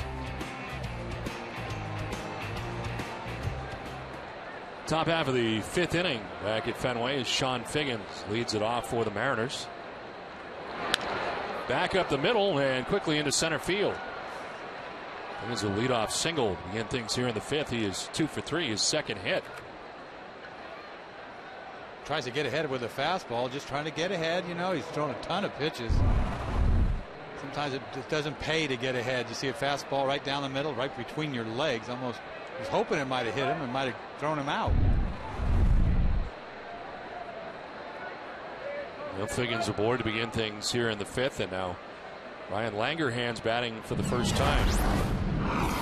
Pitch ran for Milton Bradley in the 3rd inning. Bradley was ejected from the game for arguing the close play at first base. Miguel Levo was called out. This is sent out to left field and deep. Crawford going back. He's there to make the catch for the first out of the inning.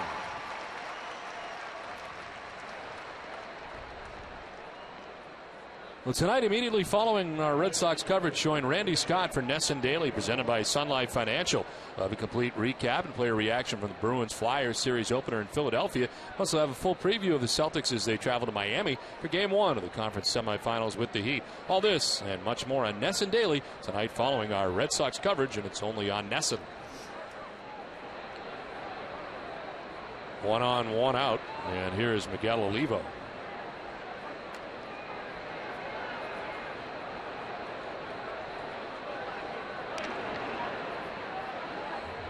Got to pay attention to Figgins. You know he could steal some bags.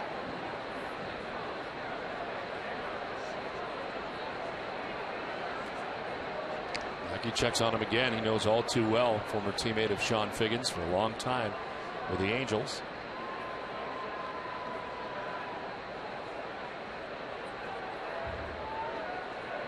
Figgins started, then stopped, and the pitch just misses. Like, you want to know where that was. You see, you try to hurry up a breaking ball right here. He stops and starts, and he hangs it. That's the thing about trying to get quick to the plate, and then you're throwing a breaking ball. You don't have time to catch up.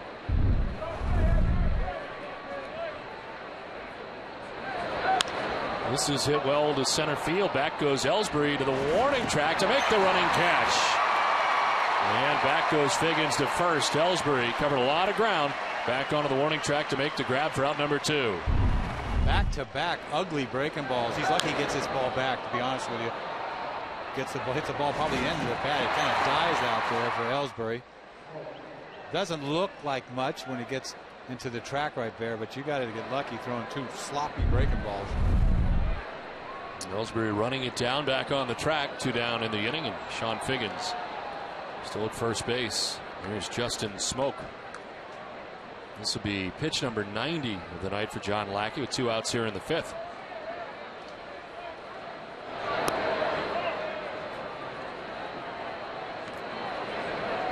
Lackey's been working with Jared Saltalamacchia.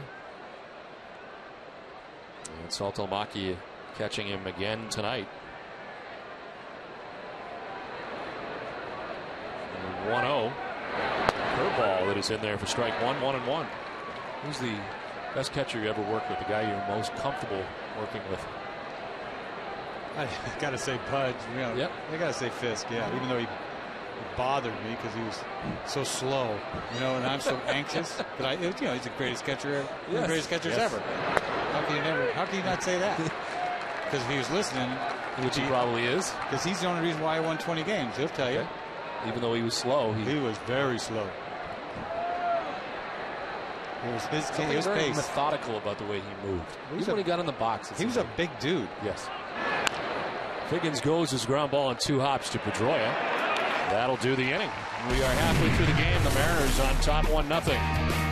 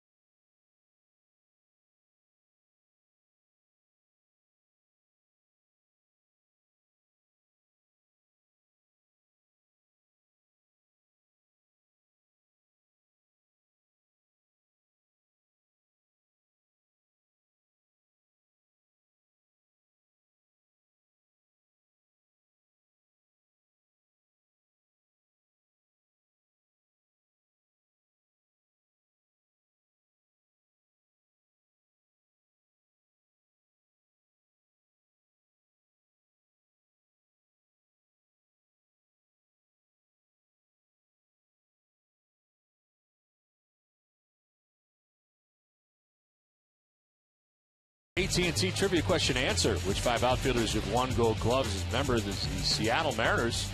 Answer: Jay Buhner, Mike Cameron, Ken Griffey Jr., Franklin Gutierrez, and Ichiro.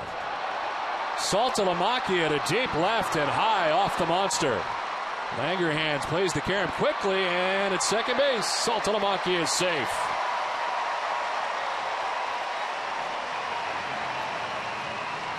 He did not miss getting out of here by very much. He didn't wait long. Fastball, get me over fastball again. He jumps on this ball. I thought this ball had a chance, and it's just too bad that it didn't have enough to get over the fence. Hit that ball good enough to get out of here.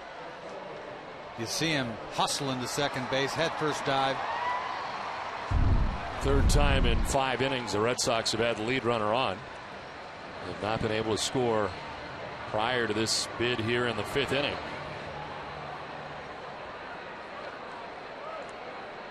They've left 5 men on through the first 4 innings. Ellsbury has been aboard twice, walked in the first, doubled in the third. Figgins way in for the bunt.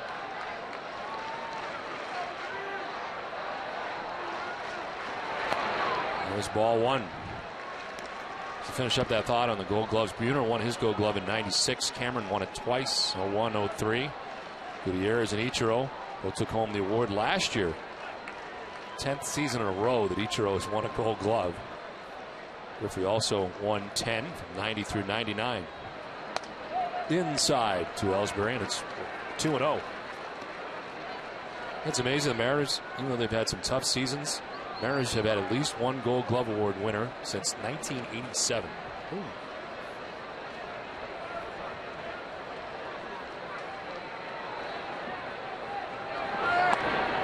Strike 1, 2-1 to Ellsbury.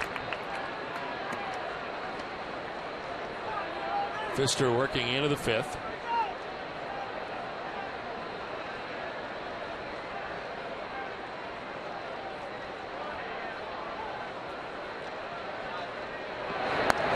Down and in, 3-1.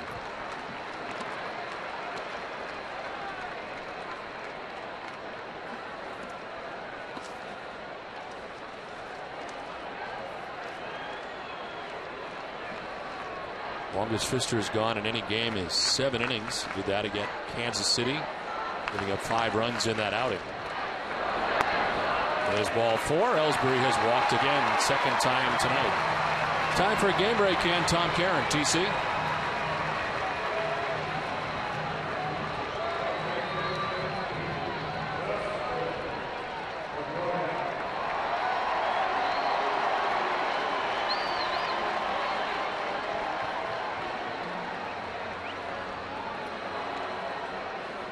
Okay, Tom, thanks very much. Mariano Rivera continues to be amazing. Yeah, what new?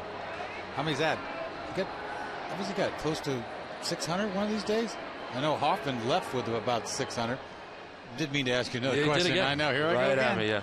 He's got a lot. He's got a lot. 5 plus, I'll say that. Yeah, somewhere between 5 and 6. There you go. 2 on, nobody out. Is he faking the bunt or what? I mean, you saw him go to bunt, and I was like, wait a minute, is he going to bunt? Since when? 0 for 2 in the game tonight. Reached on a fielder's choice in the first, grounded out in the third. And he is squaring. And bunting foul. Kind of surprising.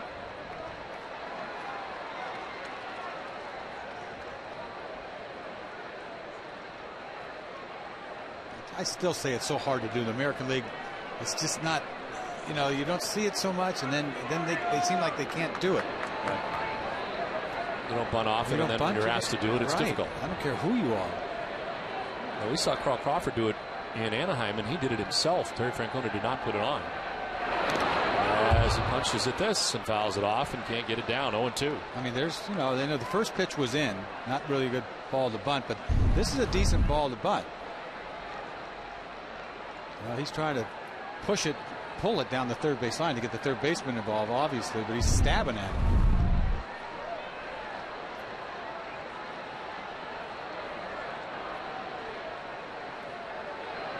Pitch 80 of the night for Pfister coming up. Runners at first and second, nobody out. Buff off the backside, and Saltalamacchia darts back, no throw. He started this inning with a double. Ellsbury walked.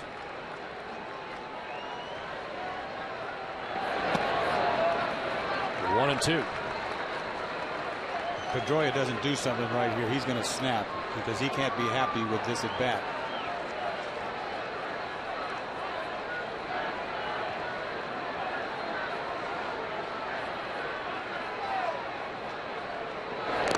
Swing and a foul, and he goes down. This ball, this ate him up. Look at this sinker. The ball's running down and in on him. He barely gets wood on it. A great pitch. Got Gibson, the umpire, get hit on that one.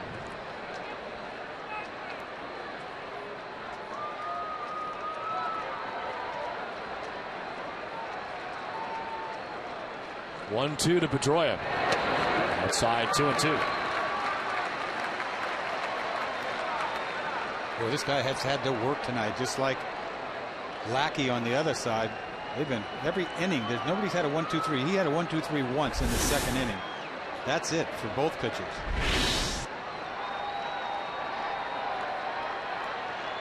Two on, nobody out here in the fifth.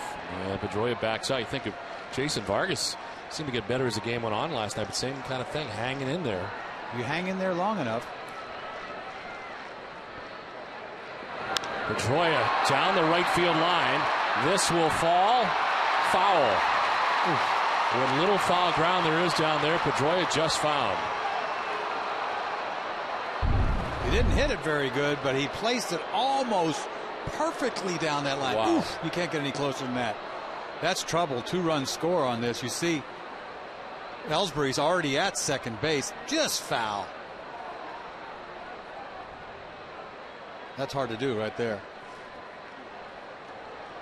He wanted it badly. Titchener, the first base umpire, had a good look, made the right call. So 2 on, nobody out, and Pedroia back to work here with a count of 2-2.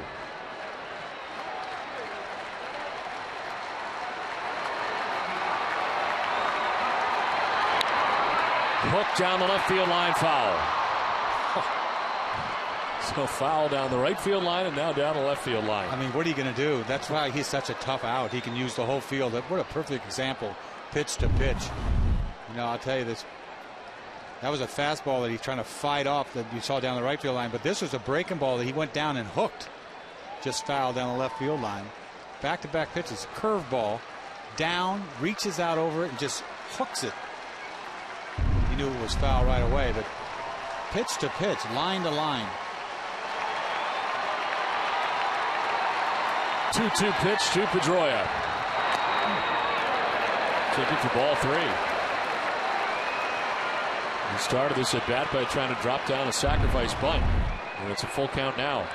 This isn't even close, but it looks decent. Ooh. By the naked eye, that looked like a ball easy, but you see it almost get picked up there in the corner. Right pitch of the bat coming up to Pedroia.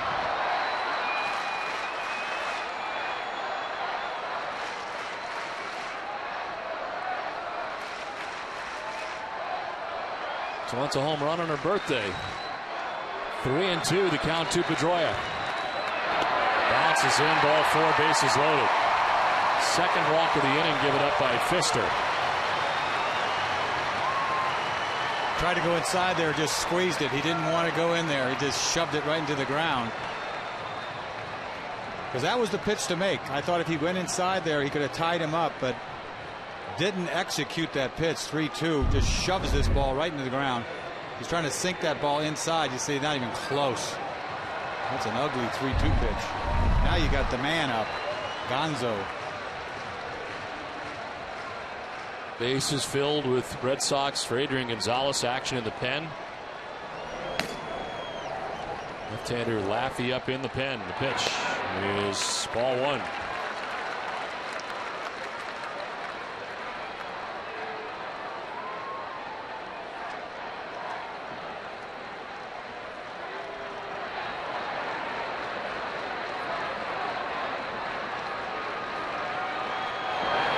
Gonzalez lines out to second, and they turn it into 2. Ellsbury can't get back to the bag. And there's 2 outs here in the 5th inning. I was just about to say that Pfister has nothing to get out of this inning, and he throws a ball right down Broadway to Gonzalez, and what do you know? It's baseball. Line drive right at Wilson. You're hoping he hooked this ball over his head. Bang, bang play at second. That was close, but he's out. Dustin Pedroia may have hurt himself returning to first. I don't know. That was close there. Terry Francona and Greg Barajas, the trainer, out to check on Pedroia. Didn't have to be out at second base. Every time you see the replay, it always is clear. It's not that easy to make that call, but double play ball by Gonzalez. So first and third, 2 down. Youkilis takes strike 1. The Red Sox have had their chances in this game and not been able to get to Pfister yet. This will be his 90th pitch. Bluff to third, a look to first, doesn't throw to either venue.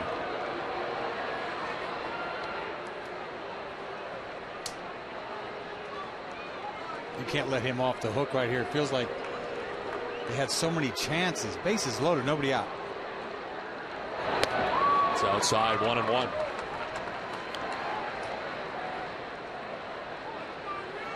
The Red Sox left the bases loaded in the first. They left Ellsbury at second base after he doubled to begin the third. Lowry doubled in the fourth, did not advance from second. They have the bases loaded here in the 5th. 1-1. Youkilis fights it off foul, 1-2.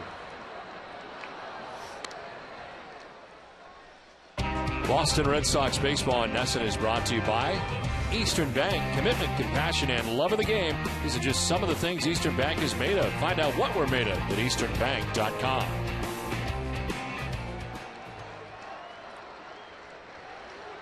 Red Sox are 0 for 7 with runners in scoring position in the game. There's been one statistic that has seemed to pop up a lot this year, and not been on the good side for the Red Sox.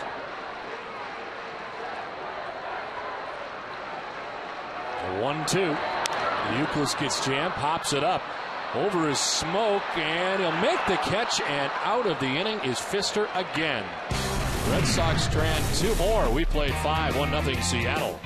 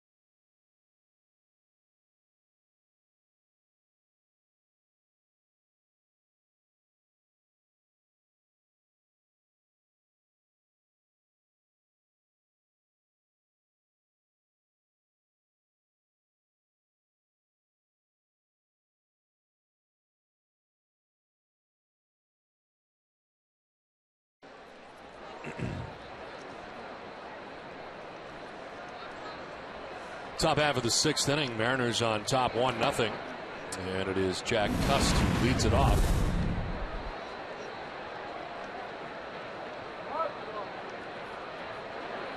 Cust walked twice tonight, once in the second, once in the fourth inning. 1-0. Breaking ball is grounded into left field. They had the shift on, and he goes the other way. Base hit to begin things here in the sixth inning. Third time he's been aboard. Boy, this looks easy. When a guy gets a little breaking ball to hit and everybody's shifted, it's like you could do it anytime you want. Like, why don't you do that all the time? Huh? Not that easy. It's not that easy. Look at this. Look at that. I mean, that's ridiculous. No, it is. I think he was Willie McCovey or something. Third straight inning, the Mariners have had the lead runner on. They've not scored the previous two attempts. Their run came back in the third. And a swing and a miss. Breaking ball to Michael Saunders. Pitching line for Lackey brought to you by Ace Ticket. Into his sixth inning of work. 6 hits, 1 run. Walked 3 and struck out 3. 96 pitches deep. He was 85 pitches deep through 4. And a pretty quick fifth, and here he is in the sixth inning. Has this been a struggle or what? Both pitchers, 1-0. Base runners all over the place on both sides. Picking. I mean, they're not even. The pitchers really aren't going after. They pitch identical almost. Both pitchers, same kind of repertoire almost. Red Sox have left 7. The Mariners have left 6.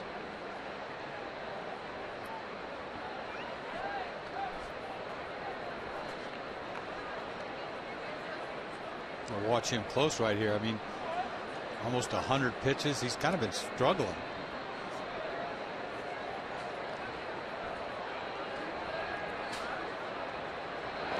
Two-1 is grounded foul.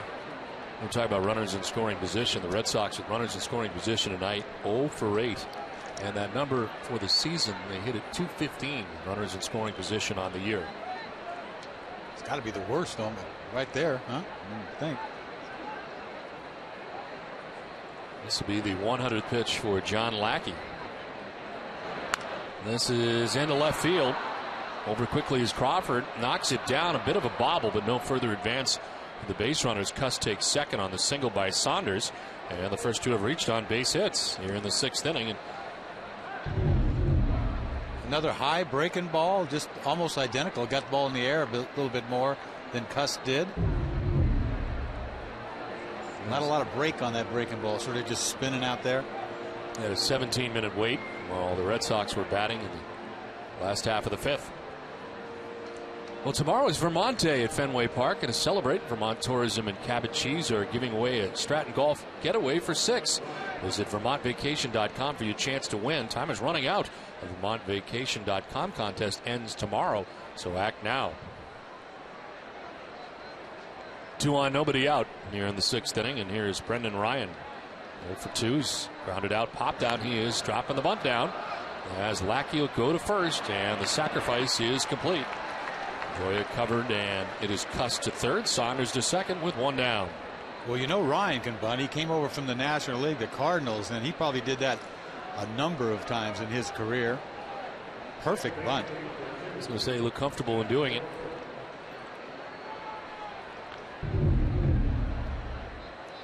Square to bunt. Deadens it a little bit, but still puts it in the right place down the third base line.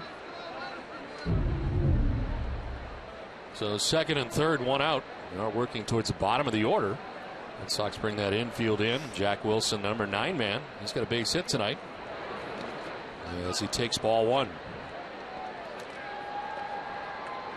You see a lot of games by Lackey. Remember last year he'd just keep going. He'd never give up, though. He just would pitch, and he never stops pitching. He can be inconsistent at times where you look up and he's always kind of a workhorse going deep into games. He makes it somehow. End of the year somewhere near 200 innings. Like one pitch away from getting knocked out of the box a lot.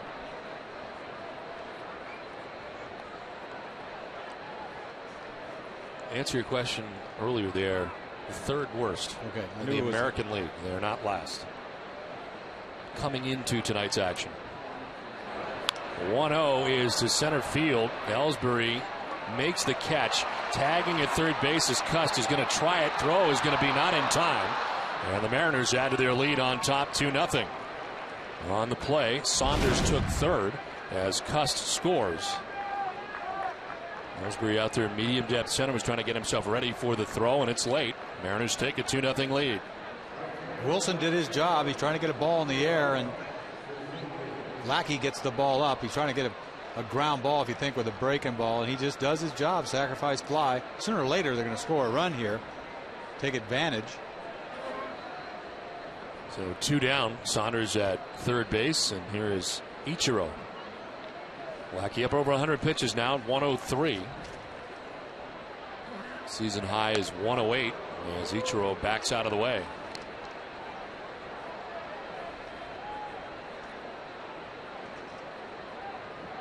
The last outing, Lackey's 108 pitches took him 8 innings deep. That was against the Angels last Sunday. Dan Wheeler finished off that game, pitched a perfect 9th inning to complete the team shutout. In again, and it's 3-0. You know, as a pitcher right now, you're thinking, just get in the dugout, because this team's going to explode at some point. Last inning, you thought they were just going to drop a 5 spot on Fister. There's ball 4 and a 4-pitch walk to Ichiro. That is the 4th walk given up by Lackey. And some stirring going on in the pen as Kurt Young makes his way to the phone. Well, tomorrow afternoon, following Red Sox first pitch, join us for Red Sox Game Day Live, presented by Uno's with TC and Heidi at 1. We'll preview tomorrow's pitching matchup between Tim Wakefield and reigning American League Cy Young Award winner Felix Hernandez. Plus, the Boston Globe's Peter Abraham will have the latest news and notes from around the majors. Our coverage begins live from Yawkey Way tomorrow at 12:30, and it's only on NESN. Hideki Okajima about to start warming in the pen.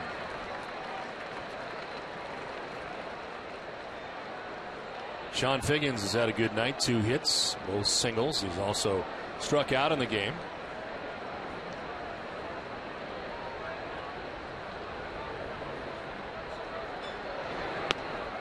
Down on the count, 0-2.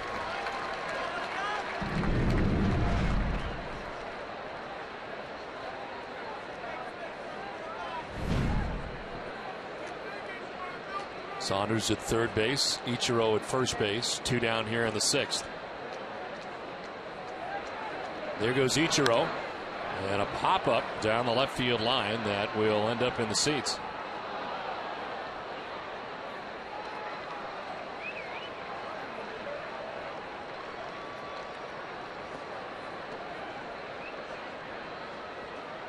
Saltalamacchia out to talk to Lackey here as they deal with Sean Figgins, and ahead of him 0-2. You can't really worry about Ichiro over there. You got to get this out.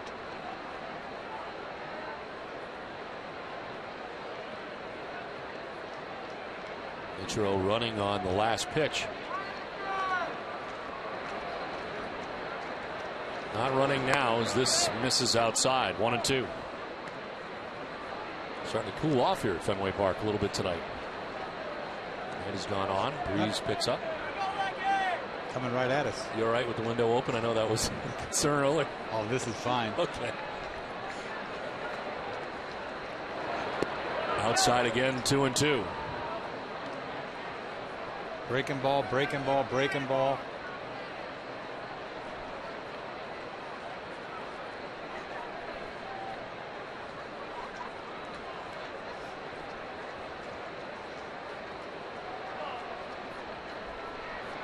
Two-two pitch to Sean Figgins. First to look at third, to look to first. Doesn't throw to either locale. I wasn't real good at that move. No? I was trying to look pretty. It's hard to look pretty on that move. It's tough to look cool doing that. Yeah, you can't be cool. Yeah, you can't be cool. No. So you didn't do it? There goes Ichiro. The 2-2 is on the ground up the middle. Lowry to his left with a throw to first. It's in time to end the inning. Mariners do get a run, though. 5.5 deep, 2-0 Seattle.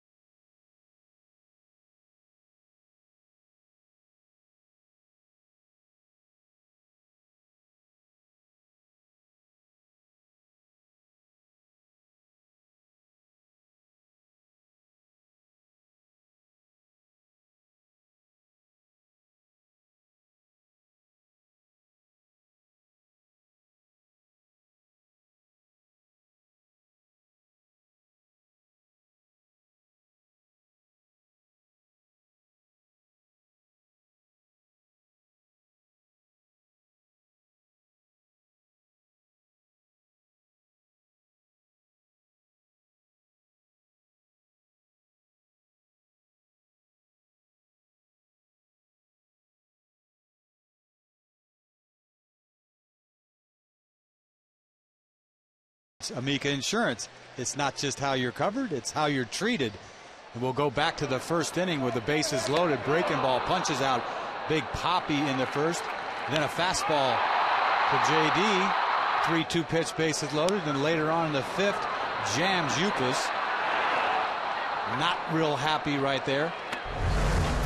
They've had their chances to score, but they just can't get it done. Pfister is back out there. 93 pitches in his outing, working into the sixth inning. He struck out David Ortiz twice in the game tonight. 1-0 misses for ball 2, 2-0.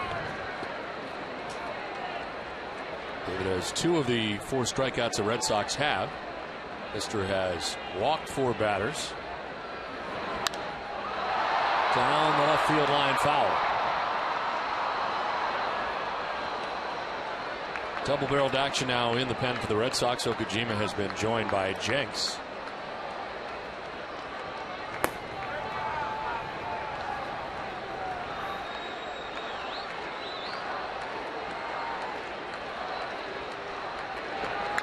Ortiz hits a high fly ball to short right center. Ichiro coming in to make the catch for the first out of the 6th inning. Well, this May, visit Fenway Park to see 2 great Red Sox games. Be there when the Red Sox play either the Angels or Twins, and then pair that with a date to see the Chicago Cubs' long-awaited return to Fenway Park. Seats are available in a variety of locations throughout the ballpark. Visit redsox.com/doubleplay to get your tickets today. Angels are coming in next, and then the Twins as part of this lengthy homestand, longest homestand of the year. There's a pitch up high, ball 1 to J.D. Drew. Well, he gets away with those high fastballs, doesn't he? Yes. It's amazing. 90 mile an hour.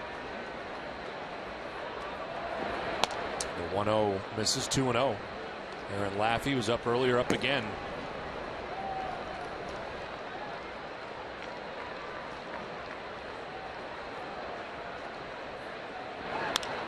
Drew hits it in the air to left. Well, back towards the wall and off the monster. Center fielder Saunders guns it in, off the mark, and Drew has got a 1-out double. Well, some balls up on the monster in this game, but nothing out. There's another double. Ball's like a lot like Saltalamacchia, even higher fastball. He hits this ball square, left center field. Beautiful swing by JD. This ball, you think it's got enough to get out of there? Not again. It's that double. There's a couple of balls that could have been home runs. Got to make him pay one of these times. 1 out, Drew at second base. The guy standing at second for the Red Sox. Seen it a lot in this game. Ellsbury had a double. Lowry had a double. Saltalamacchia had a double. Now J.D. Drew's got a double. There's strike 1 on the curveball.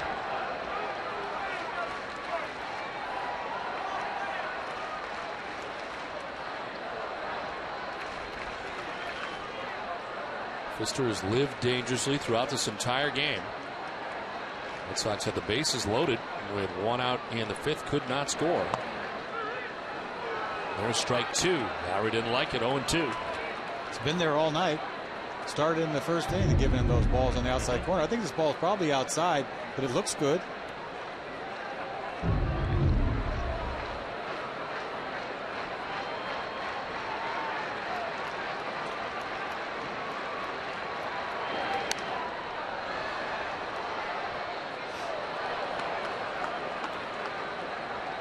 Arbor Coat exterior stain by Benjamin Moore, a revolutionary waterborne stain that outperforms the best oil-based stains on the market. Find Arbor Coat at your local Benjamin Moore retailer. 1 out, Drew at second base, and Jed Lowry waiting on an 0-2 pitch. Jed has struck out and doubled, 1 for 2.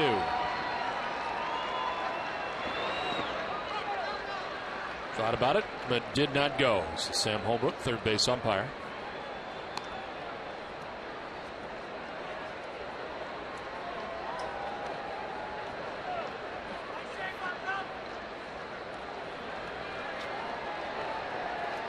.103 pitches now for Doug Pfister as he works here with 1 out in the 6th inning.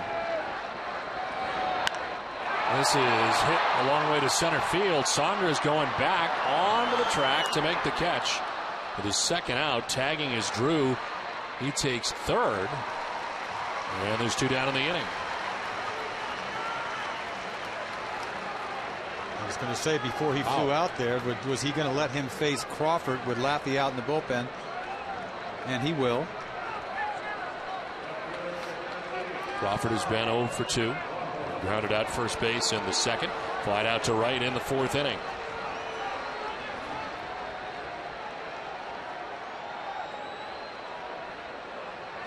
Season high 110 for Pfister. He's at 104 right now.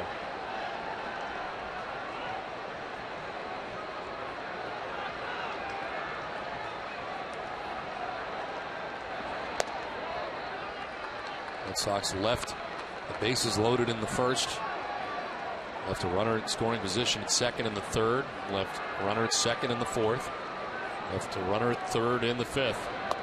Up pitch down and in. 2-0. He's about had it. You tell by the way the effort it takes for him to throw this ball. Tank is on E. The tank is on E. It really is.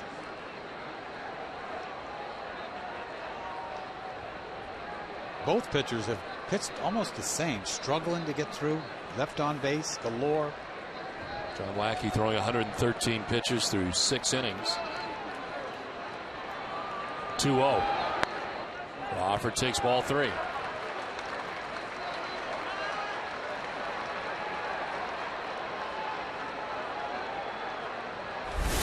Jared Saltalamacchia waiting on deck. Red Sox batting in the 6th. Crawford takes ball 4 and heads down to first base. 5th walk given up by Pfister, and that'll do it. Eric Wedge making his way out. With 2 outs in the 6th inning, the pitching change from Fenway. Seattle on top 2-0.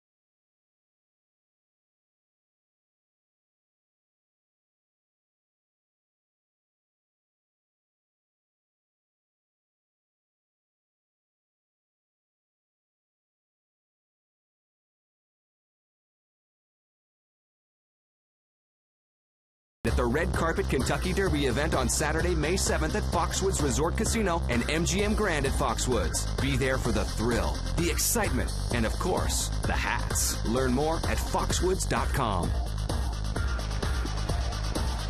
Doug Pfister is now cheering from the dugout, hoping that the new reliever can get him out of this. This call to the bullpen brought to you by New England Ford Dealers.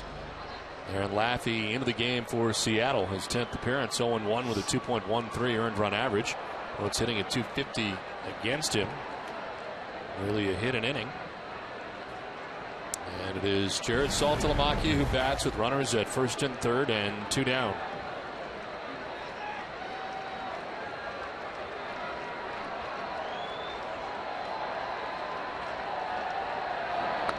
Ball one away. Laffey threw a shutout ninth inning 3 days ago at Detroit. It's part of the sweep of the Tigers for the Mariners, part of this road trip. He's been scoreless in 7 of his last 9 outings and is presented with a first and third situation with 2 down here in the 6th inning.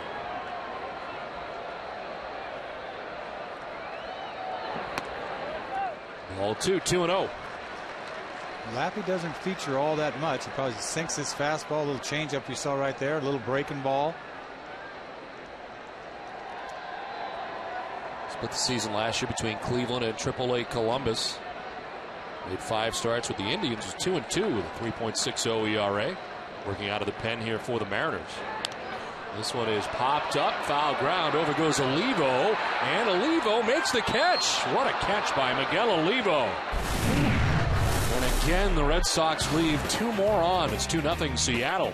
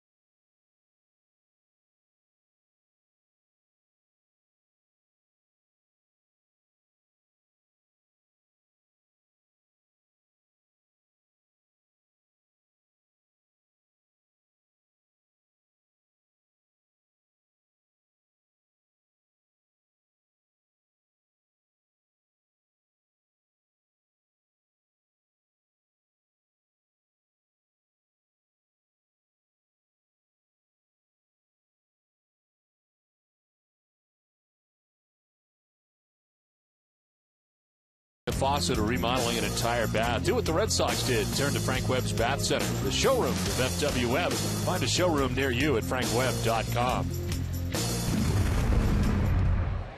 Well, best wishes to Jerry Remy, who again is under the weather tonight and not joining us here, as Dennis Eckersley filling in as we move to the top half of the 7th inning.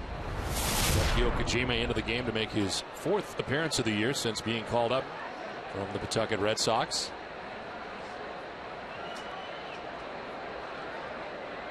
Comes on for John Lackey. Worked the first 6 innings tonight. 113 pitches.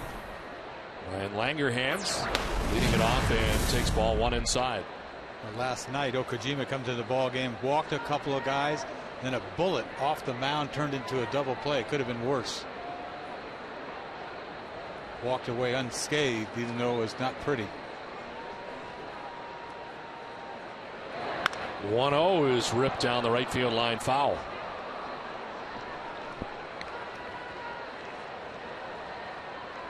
Dunkin' Donuts is in its 13th year of hosting local youth groups and charitable organizations in the Dunkin' Dugout, special seating section at Fenway Park. Thousands of children have had the chance to catch a Red Sox home game thanks to Dunkin' Donuts.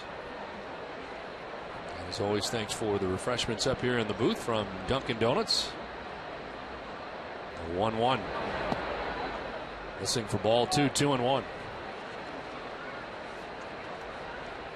What is different about Okajima the last couple of years than the first 2? I don't know. Isn't there a feel that he just you know, he always nibbled, but it doesn't seem like he's got as good of stuff. It's just not crisp.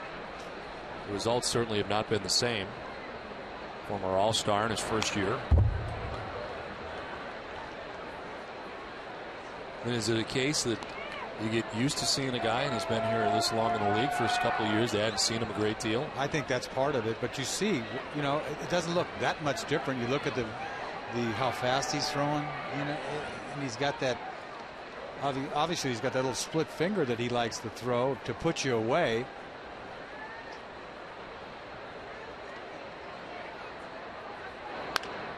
Back to him, knocked down. Still has plenty of time to recover, and does. Retires Langerhans for the first out of the 7th inning.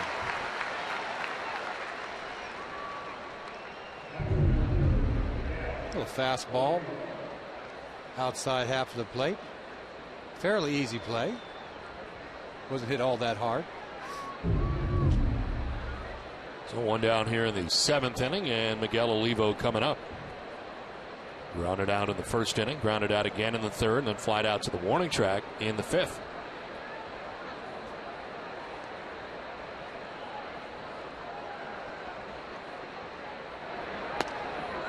Strike one over the outside corner.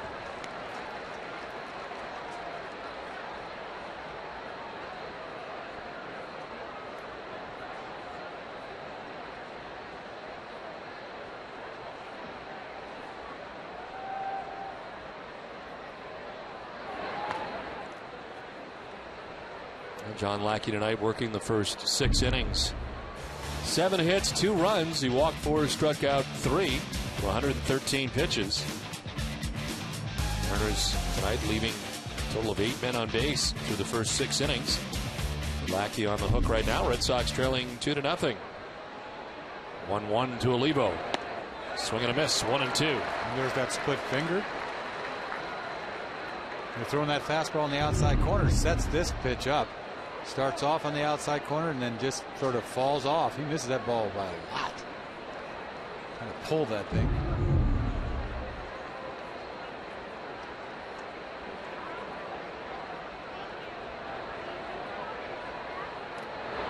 One-two is on the ground to third. Euclid to his left. Sidearm toss dug out by Gonzalez. 2 down. Weekday mornings at 6, catch the Dennis and Callahan Morning Show on the WEI Sports Radio Network and right here on NESN. It's the #1 morning show in Boston, so if you haven't tuned in yet, try it tomorrow or Monday to find out what the rest of New England already knows. That's Dennis and Callahan, weekday mornings at 6. You see Euclid gets this ball in enough time to throw him out fairly easy. Look at a little pick. He does that smooth, doesn't he? It's like he does. Just to stay in shape. No big deal. 2 outs here in the 7th inning. Justin Smoke, the batter. First pitch swing, fouls it off.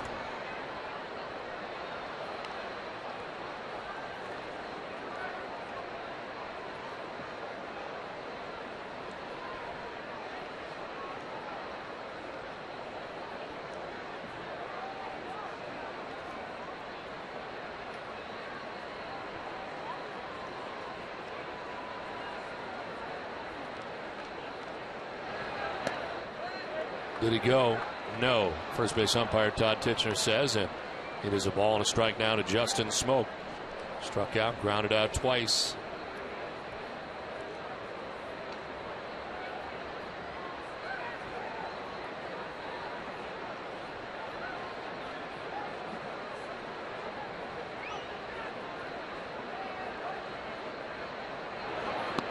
Swing and a miss, 1-2. Off balance. Splitter again.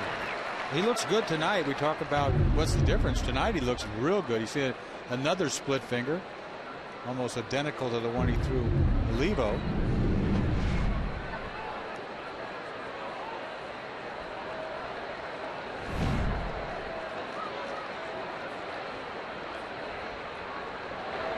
Swing and a miss. Good inning of relief for Hideki Okajima. 7th inning stretch from Fenway, 2-0 Mariners. Let's check in with your need to know with NESN Daily presented by Sun Life Financial. Here's Randy Scott.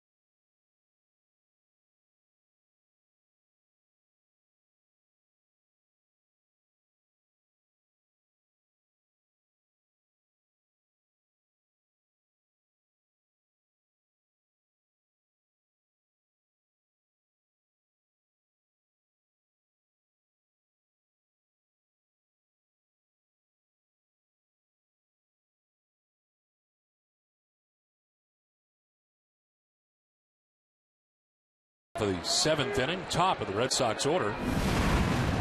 Jacoby Ellsbury to lead it off. And he drops a bunt down. Laffey off the mound very spryly to grab that and then flip to first to get Ellsbury. 1 pitch, 1 out. He got off very quickly to grab that. What a good play. You think the left-hander would fall off the other side of the mound. So this is a great bunt.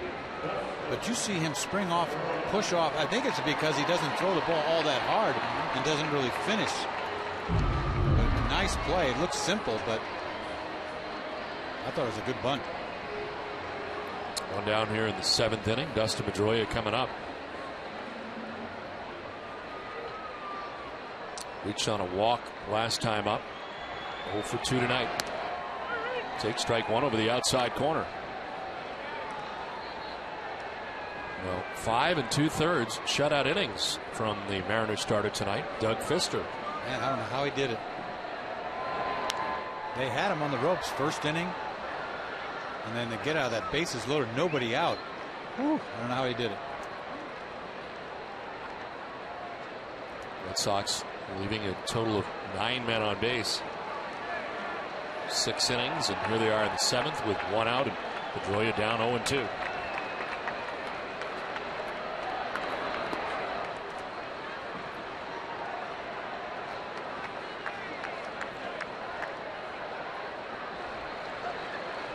Jason Vargas, who pitched in the ball game last night, his line 7 innings, 4 runs, able to get the win against the Red Sox. The loss, the Red Sox dropping to 11-14.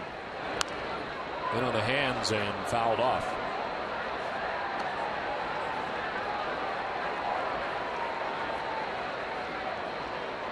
The numbers for Pedroia, a couple of at-bats, but a home run for him against Laffey. And he faces here with 1 out, bases empty. That ball inside to Pedroia is really tying him up. They're going away this time, and just off the outside edge. A strike out there on that outside corner with the first pitch to Pedroia.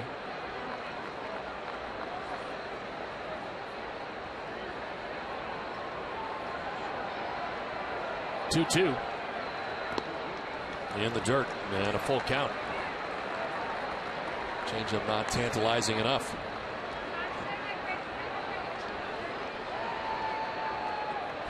Adrian Gonzalez on deck, 1 out in the 7th.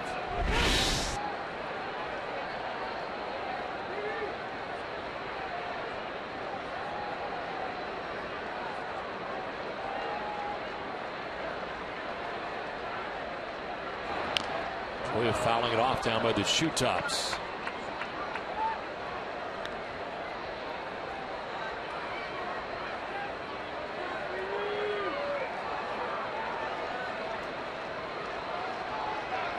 Only 1 inning in which the Red Sox have not had a base runner. That was the 2nd. Fister had a 1-2-3 second inning. Otherwise, the Red Sox have had plenty of men on. 3-2 again. Pedroia grounds it towards the shortstop, Ryan. Throws out Pedroia, 2 down to the 7th inning. I'll remind you that immediately following the game, to stay with us for WB Mason Extra Innings Live with TC, Jim, and Heidi. A breakdown of John Lackey's performance tonight, including his take on the outing. We'll also have the manager's perspective in the From the Press Room segment. It's all coming up right after the game on WB Mason Extra Innings Live. 2 down in the 7th inning for Adrian Gonzalez. Take strike 1. Gonzalez singled in the 1st inning, struck out in the 3rd, and then lined into a double play in the 5th.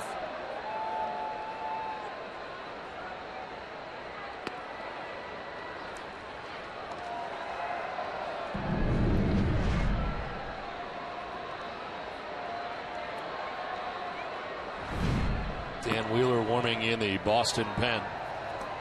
Hideki Okajima worked the 7th inning.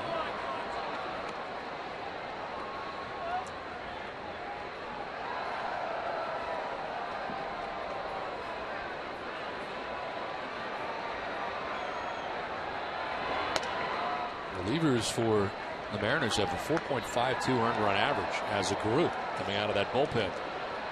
Red Sox trying to take advantage of it, but so far, Aaron Laffey has retired all 3 Red Sox that he's faced since coming into the game last inning.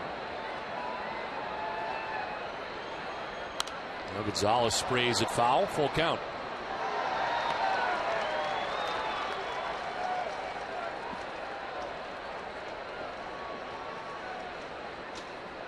Youkilis waiting on deck, but there are 2 outs here in the 7th.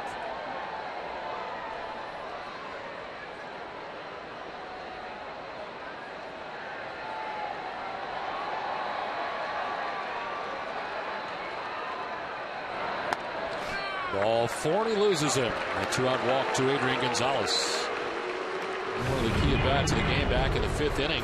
Bases loaded when Adrian Gonzalez comes up and lines into this double play. You know, it wasn't a screamer. If you think about it, he had enough time kind of ended the bat, but there's a close play at second base. And I think he was safe going back, and that cost him the inning, really. So 2 outs. Gonzalez at first. Bard joins Wheeler.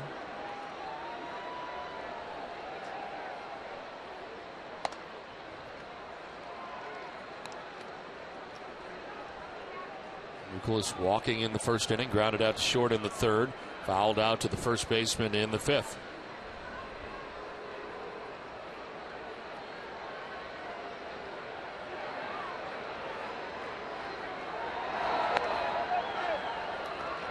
This for ball 2, as Laffey wanted that. 2-0. He's just picking away. I think this is a breaking ball for a strike. I think he has a complaint here. Yeah, this ball looked like a strike to me too, but he's not going after anybody. There's a strike, 2-1. Change up outside corner.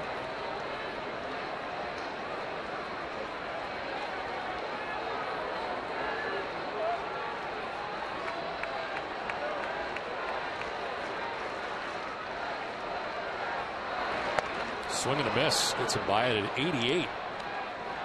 Ball had a little cut on it. Former Red Sox right-hander David Pauly in the bullpen for the Mariners, warming up. You see this ball inside corner. It looks like it cuts a little bit. Keeps coming in on him. I think Youkilis would have a good hack at this pitcher. Hasn't got much to get him out with.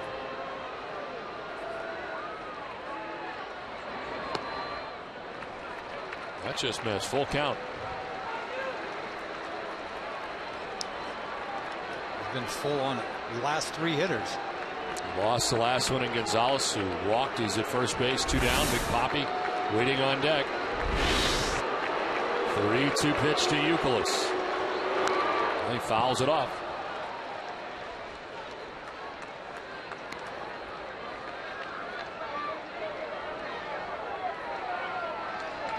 Red Sox stranding 9 men on base through the first 6 innings of tonight's game.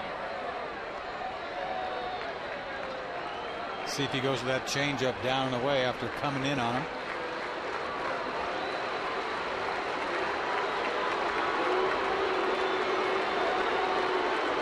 Three-two pitcher coming in. Now they're going to throw to first.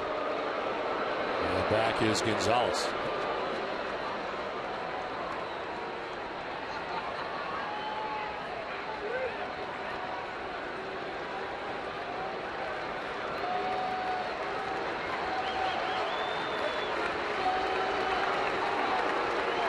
Three-two pitch. Youkilis cranks it down the left field line. It is a fair ball into the corner. Gonzalez will go to third base. Youkilis to second with a double. Cleans that out and rips it down into the corner. And the Red Sox have runners at second and third with 2 down. Well, he didn't have a whole lot to get Kevin Youkilis out with, and he makes him pay here. You see something fastball that he just hooks right down the line. Not much of a fastball. Finally, the ball is fair down the left field line. Too bad they couldn't score a run on it. Gonzalez has to hold up at third, but a double by Youkilis. And we're back to that runners in scoring position situation. With a pinch runner coming out here for the Red Sox to run for Youkilis. A sore hip that he had earlier this week came out of a game, and it is Scudero who runs for him here in this instance here in the 7th.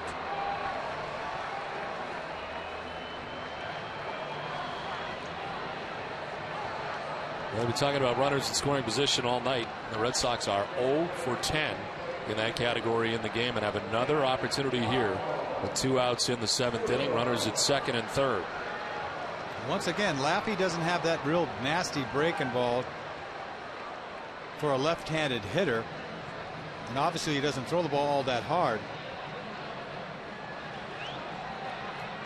It's a very hittable left-hander.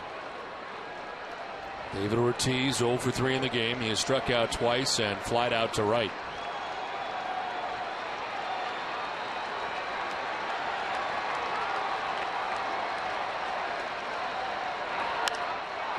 Sends it foul off to the left.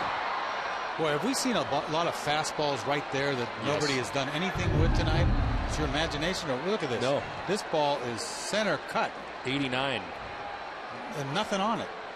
Maybe it's a little up, but sometimes those balls are in the seats when things are happening. Ortiz trying to make something happen here. 0-1. Late swing. Very protective swing. And he fouls it off. 0-2. It's a weird swing. It's like he's looking for something else and swings at the fastball.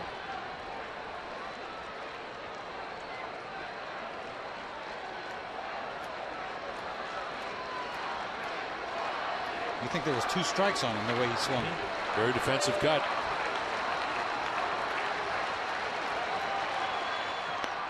Outside. They wanted to check, see if he went. He did not. So Sam Holbrook.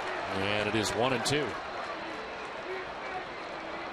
He lays off this. This is his best pitch, Laffey, to get him out with. Breaking ball down and away. 2 outs, 2nd and 3rd. And a 1-2 pitch coming to David Ortiz.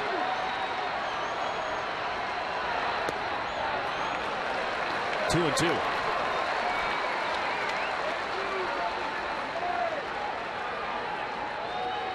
He throws him another fastball. He's not going to miss it. Drew waiting on deck. 30th pitch for Laffey since coming into this game.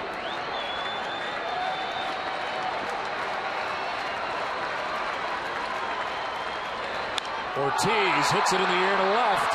Langerhans has room in front of the track to make the catch that ends the inning. The Red Sox leave 2 more. They've left 11. It's 2-0 Mariners.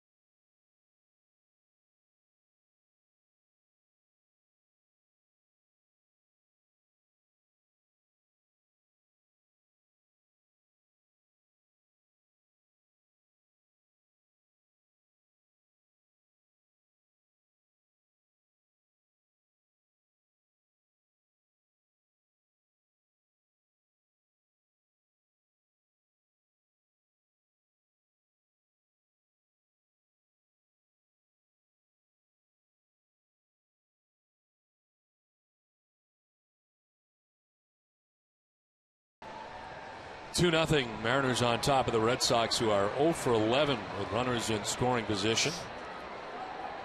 And it is Jack Cust leads it off. Hideki Okajima back out on the mound at a 1-2-3 7th inning. Back out for the 8th. There is ball one.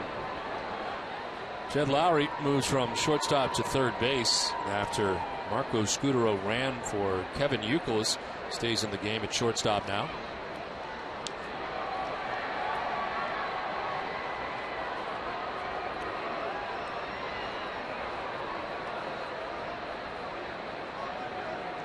There's a 1-0 to Jack Cust, who's been on base 3 times.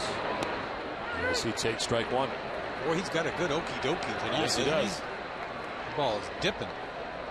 As good as we've seen this year. There's action behind him in the pen. Dan Wheeler ready should he be called upon. He's been warming up for a long time. It's a 1-1. Inside, ball 2.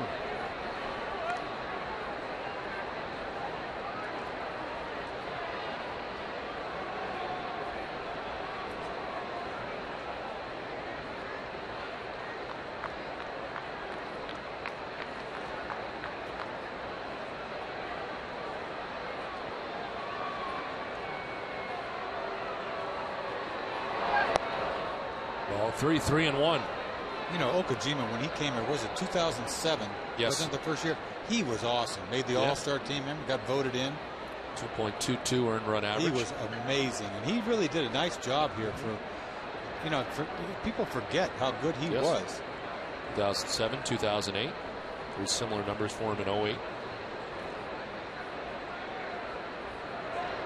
This one fouled off. Even in 2009, he had a 3.39 ERA, but 6-0 out of the pen. I mean, he really did a great job, regardless. Right-handed hitters, left-handed hitters. It seemed like even then, though, at points during the year, they would have to back him off a little bit. He got kind of tired in the second half. And early in his Red Sox career, they would back him off for a couple weeks.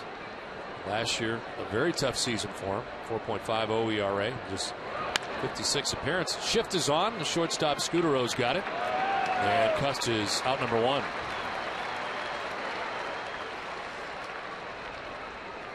Boston Red Sox baseball on NESN is brought to you in part by Eastern Bank. At Eastern Bank, believes something as simple as your checking account should come with a lot of strings attached. Eastern Free Checking. See just how good a checking account can feel.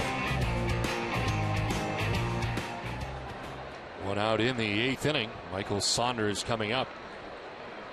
Singled in the 6th inning. He is 1 for 3.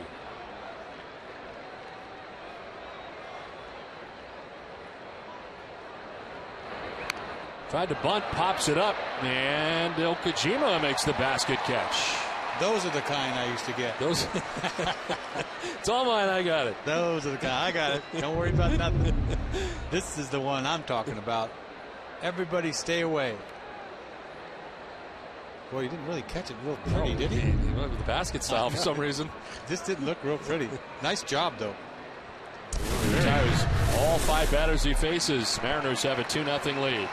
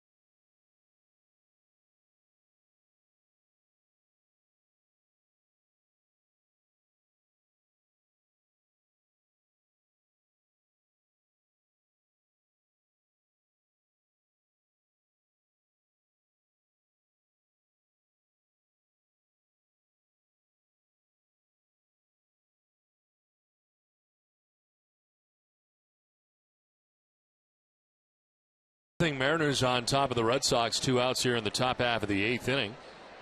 And the new pitcher for the Red Sox is Dan Wheeler into the game for Hideki Okajima. Okajima had retired all 5 batters he faced, an inning in 2/3, and he had his strikeout mixed in. There is Brendan Ryan popping it up on the first pitch. Adrian Gonzalez, and foul ground, makes the catch. And that will end the top half of the 8th inning. 2-0 Mariners.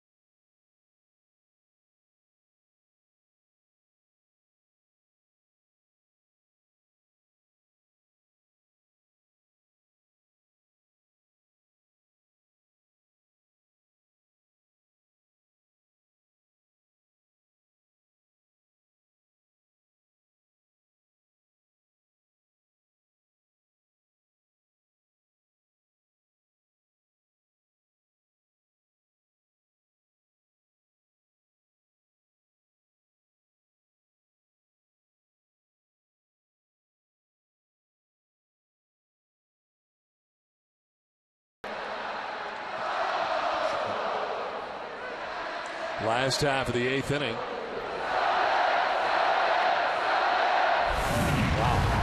That was a pretty good Sweet Caroline here at Fenway Park. It lasted long after the song was over. They're restless is what it is. They got 0 on that board. Not much to cheer about, so they'll sing.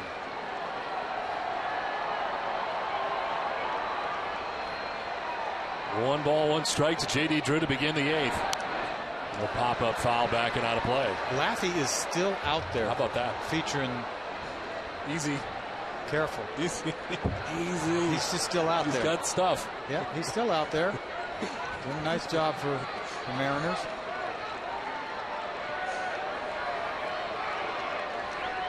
One-two pitch to J.D. Drew.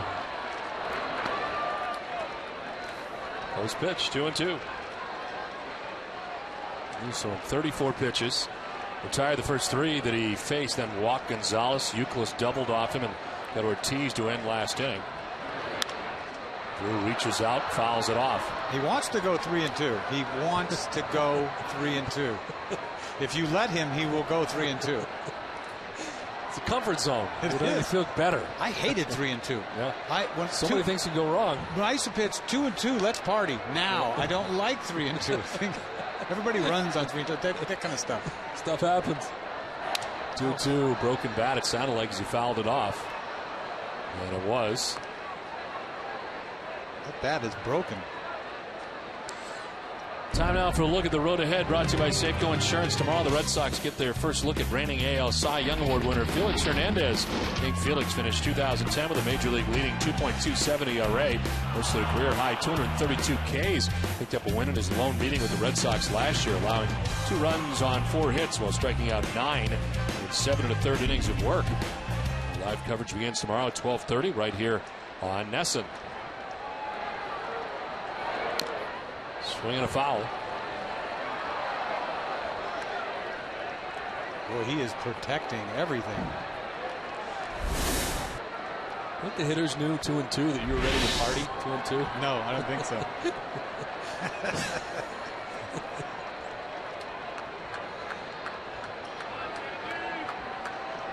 Changeup. In the dirt, did he go? No. This is Sam Holbrook. Full count. Full count. Here we are again. Here we go.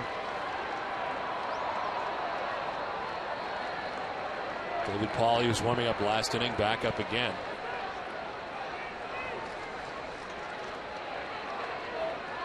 Kind of an unknown bullpen for them. Yes.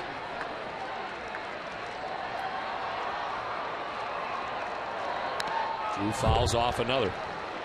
And tough here against Aaron Laffey. Pitch count rising to the reliever out of the pen for Eric Wedge.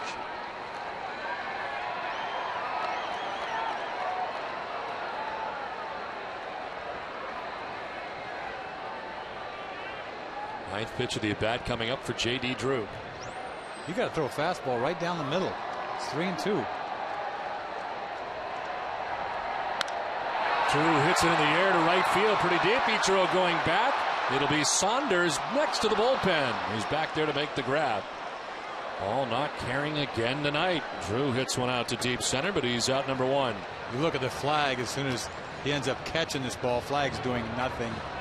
Ball just didn't carry. If he pulls this ball a little bit more, it's in the bullpen. No help from the wind. Routine. One down here in the eighth. Drew a 1-for-4 night. Jed Lowry 1-for-3 in the game. As he takes ball one down low.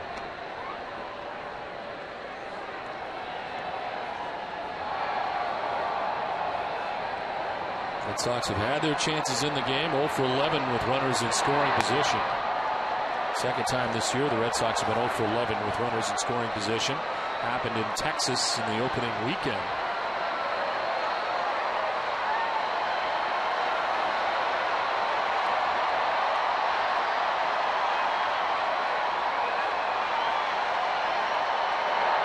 Lowry hits it on the ground at third base. Figgins picks it on the backhand. Throw is good. And there's two down in the eighth. I remind you to follow the Red Sox at MLB.com @bat11 for your iPhone, iPad, Android, or BlackBerry.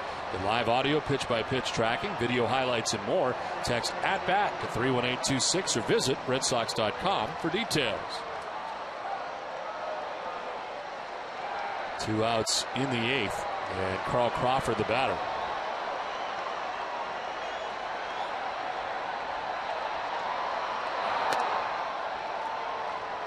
Crawford grounded out in the second, flied out to right in the fourth, and then walked in the sixth inning.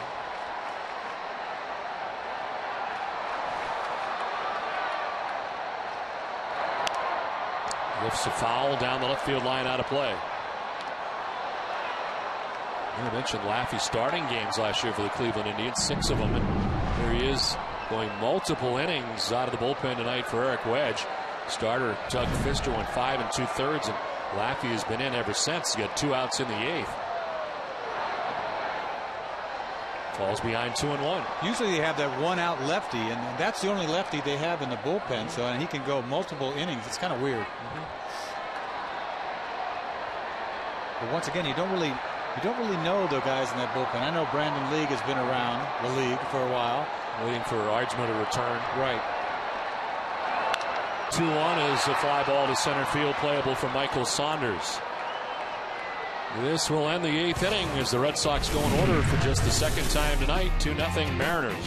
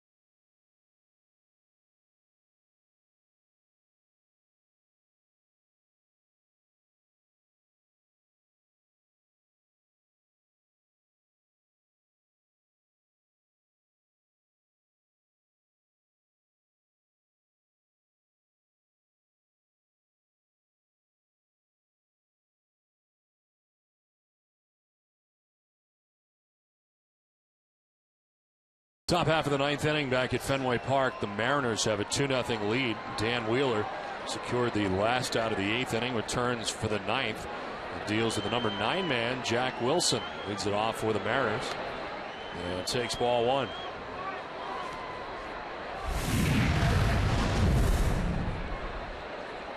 Wilson tonight has fouled out, singled, and a sacrifice fly. Gave the Mariners their second run in the 6th inning.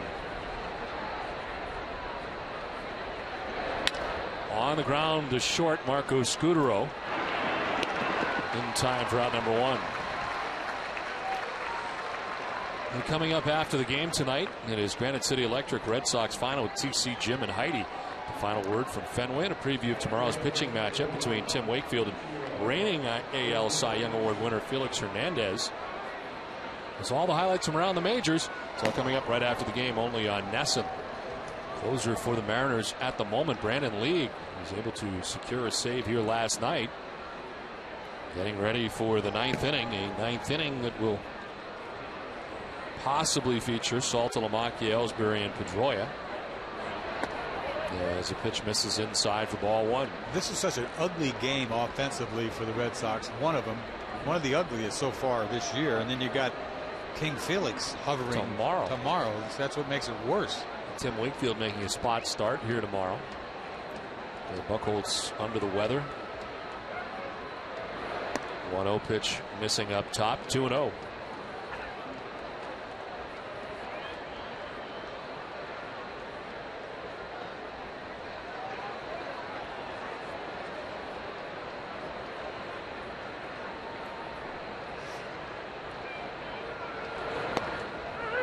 Ichiro backing out of the box as he takes a strike. How do you take that pitch like that? A 2-0 pitch. He was moving. Isn't that crazy? Just backing on up. I think he tried to leave right there. One of his batting practice swings.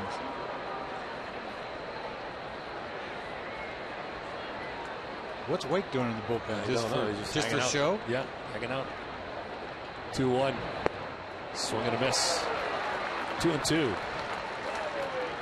That is the funkiest swing in the game. Huh?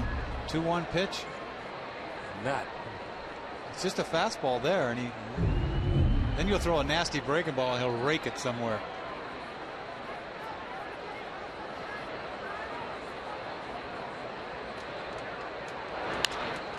And this is in the center for a base hit. A 1-out single breaks up a string of 8 in a row retired by Red Sox pitching. Let's check in with Heidi. Well, Don, I talked to the Mariners pitching coach Carl Willis about their closer situation. David Aardsma is out on a rehab assignment right now. I asked him if when he comes back he's going to become the closer again since Brandon League has done such a good job. And he said, well, while Aardsma is the closer, League has really earned that role right now. So Aardsma's going to come back. He's going to be a setup guy. Maybe even, he said, pitch when they're behind a little bit. Once he gets his feet under him, he may take that role back over again. But you can't argue with what League's been able to do lately. Don? No doubt. As Aardsma, over the years, one of the problems he had, certainly when he was in here in Boston, a lot of walks mixed in there. But I tell you what, he has really done a nice job. Yes, he Not has. so much last year, the year before, he was lights out. Hate to lose your job when you are injured. I guess, what if you have 500 saves? Can you come back and get your job? You're going to set up first and then. I mean, come on. League has done a nice job, though, and we always wondered if he could do that when we saw him in Toronto, throwing as hard as he did. Remember, the Blue Jays saw plenty of him there. You always liked his arm. I mean, he could light it up.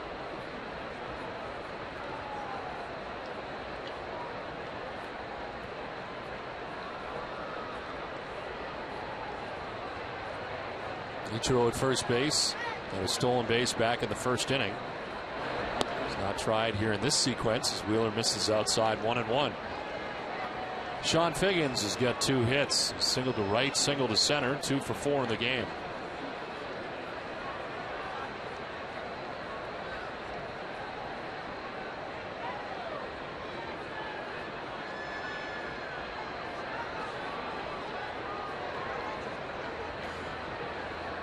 Check and Ichiro back to the bag. At some point, he's got to try to steal second base here.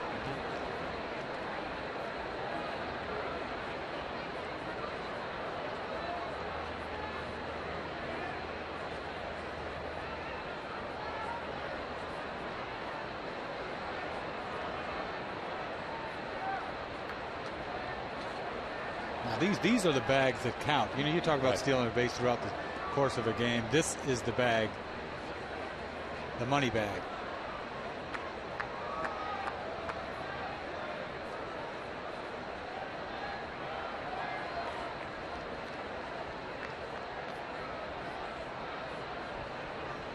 Not going, and there's ball 2. Maybe he will. And the 2-1 pitch is it is now 2-1.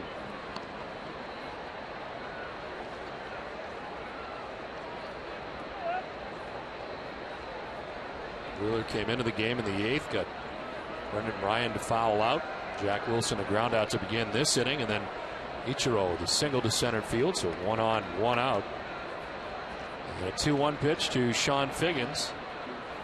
Ichiro is going on the 2-1, and here's a fly ball down the right field line that'll make its way foul.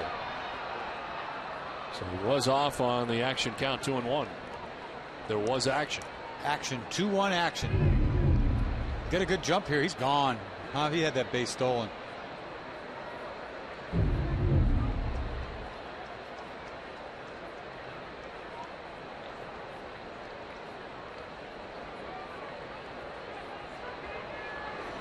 And Wheeler trying to keep it right where it is. The Red Sox with a 2-run deficit at the moment.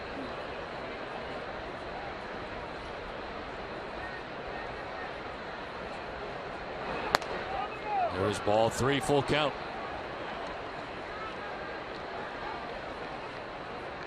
Imagine with 1 out of the inning, each will be off. Oh, he's gone.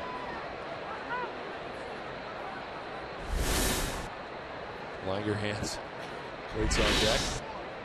Now that it's 3-2, the party is clearly over. The 3-2 pitch. There he goes. A swing and a miss. The throw down, and he is safe. Oh, wow. Very close, almost to strike him out, throw him out. He didn't have to be. He sort of got stuck in the mud, sort of.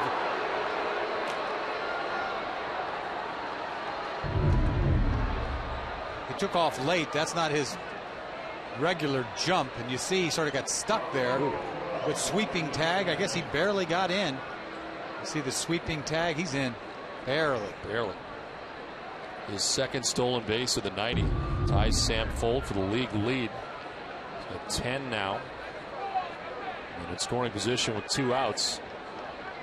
Spot here for Ryan Langerhans as Mariners try to add to their lead on top 2-0 batting here in the top of the 9th inning. Tap foul. Boston Red Sox baseball on NESN is brought to you by Southwest Airlines, Sullivan Tire, Sylvania LCD HD TVs, and by New England Toyota dealers. 2 down in the 9th with Ichiro Suzuki at second base. And an 0-1 pitch coming to Ryan Langerhans. It's up high, 1-1.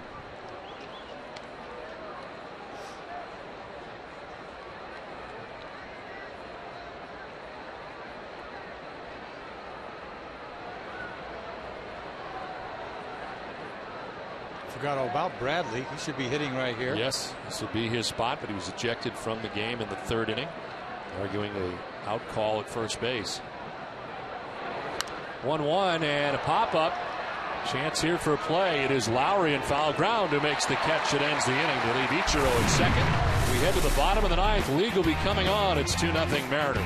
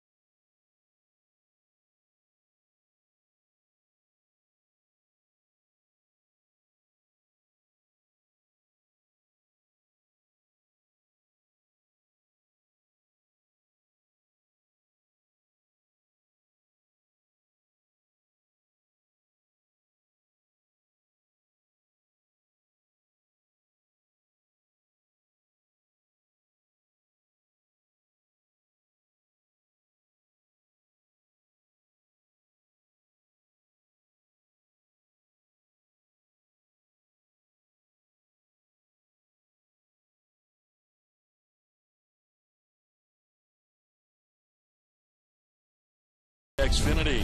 Well, Milton Bradley with a double in the third inning to drive in Ichiro to give the Mariners their first of 2 runs in the game tonight. Red Sox have been nothing but frustrated. 0 for 11 with runners in scoring position. Youkilis fouling out.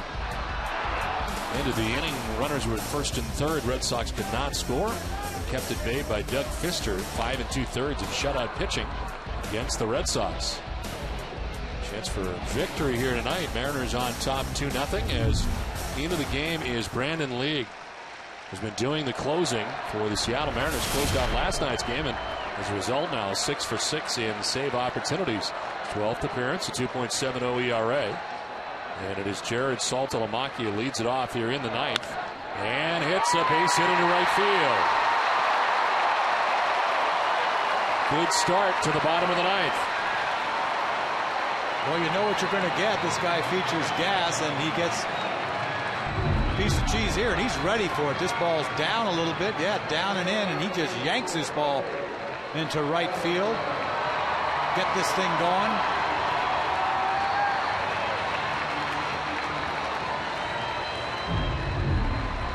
Lead runner on for the Red Sox in the bottom of the 9th inning as Jacoby Ellsbury stands in.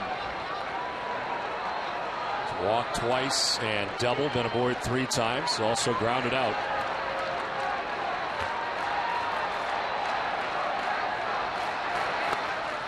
Takes ball 1. Those 2 fastballs have been at 94 for Brandon Lee. A lot of fastballs, fastball, split finger, occasional breaking ball.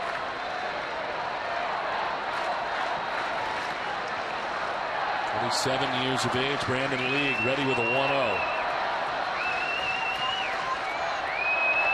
On the ground towards second base. Wilson is second for 1, on to first for 2. 2 down in the 9th, and just as quickly as the Red Sox had something started, a double play quiets Fenway Park. Oh, that hurts right there. Taylor made double play. That's a hard guy to double up. Ellsbury, you see, hits it hard enough. Makes it easy for the gun that Brendan Ryan features over there. Easy double play.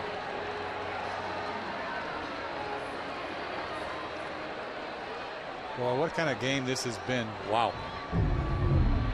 What a frustration for the Red Sox tonight. This might be the worst as far as being frustrated about the opportunities. I mean, it just seemed like they're just waiting to explode, and it never happened. Dustin Pedroia 0 for 3 in the game with a walk. That's a 2 outs, base is empty. And he takes strike 1. 95 that time on the fastball. Just a reminder, coming up after the game, Jim Rice, Tom Caron. Complete post-game reaction to this one tonight. Game 2 of the 3-game series. 1-1 to Pedroia. Tried to hold up, could not. He's down 1-2. Makes him look silly there. The guy throws that hard. You don't swinging off of his fastball. This is his occasional breaking ball that he throws. No, that's a split finger. An ugly swing. The 1-2 pitch. Pedroia to right field, but right at Ichiro. And the Mariners have shut out the Red Sox tonight on a night when the Red Sox are 0 for 11 with runners in scoring position. A ton of chances, but in the end, Seattle shuts down the Red Sox. In fact, this was pretty frustrating for the Red Sox tonight. This has added up to this game being, I think, the ugliest offensively. You know, you saw Lackey out there, you know, doing his thing, sort of staying around long enough to try to get a W. They had their job. I mean, they had a chance the first inning to just open this thing up. Couldn't come through, and then a really frustrating at bat by Youkilis says it all when he popped out. I think what, the 5th or 6th inning, whatever it was. But you know, you got to give the kid credit. Fister pitched a good ball game, and even Lappy came in and did a nice job. And you know, got King Felix staring you right in the eye tomorrow afternoon. So it's not a pretty time for the Red Sox to finish off April. Very tough tonight as the Red Sox drop this one. Eck, we thank you so much for stepping in. You're very welcome. I enjoyed it. Final score again is 2-0. The Seattle Mariners blank the Red Sox. For Dennis Eckersley and Heidi Watney, I'm Don Orsillo saying good night from Fenway Park. Join us again tomorrow night for the series finale. It'll be Wakefield and Hernandez. Live coverage from Yawkey Way begins at 12:30. It's been a presentation of Nesson, New England's most watched sports network. It's time now for WB Mason's Extra Innings Live. Here's Tom Carroll.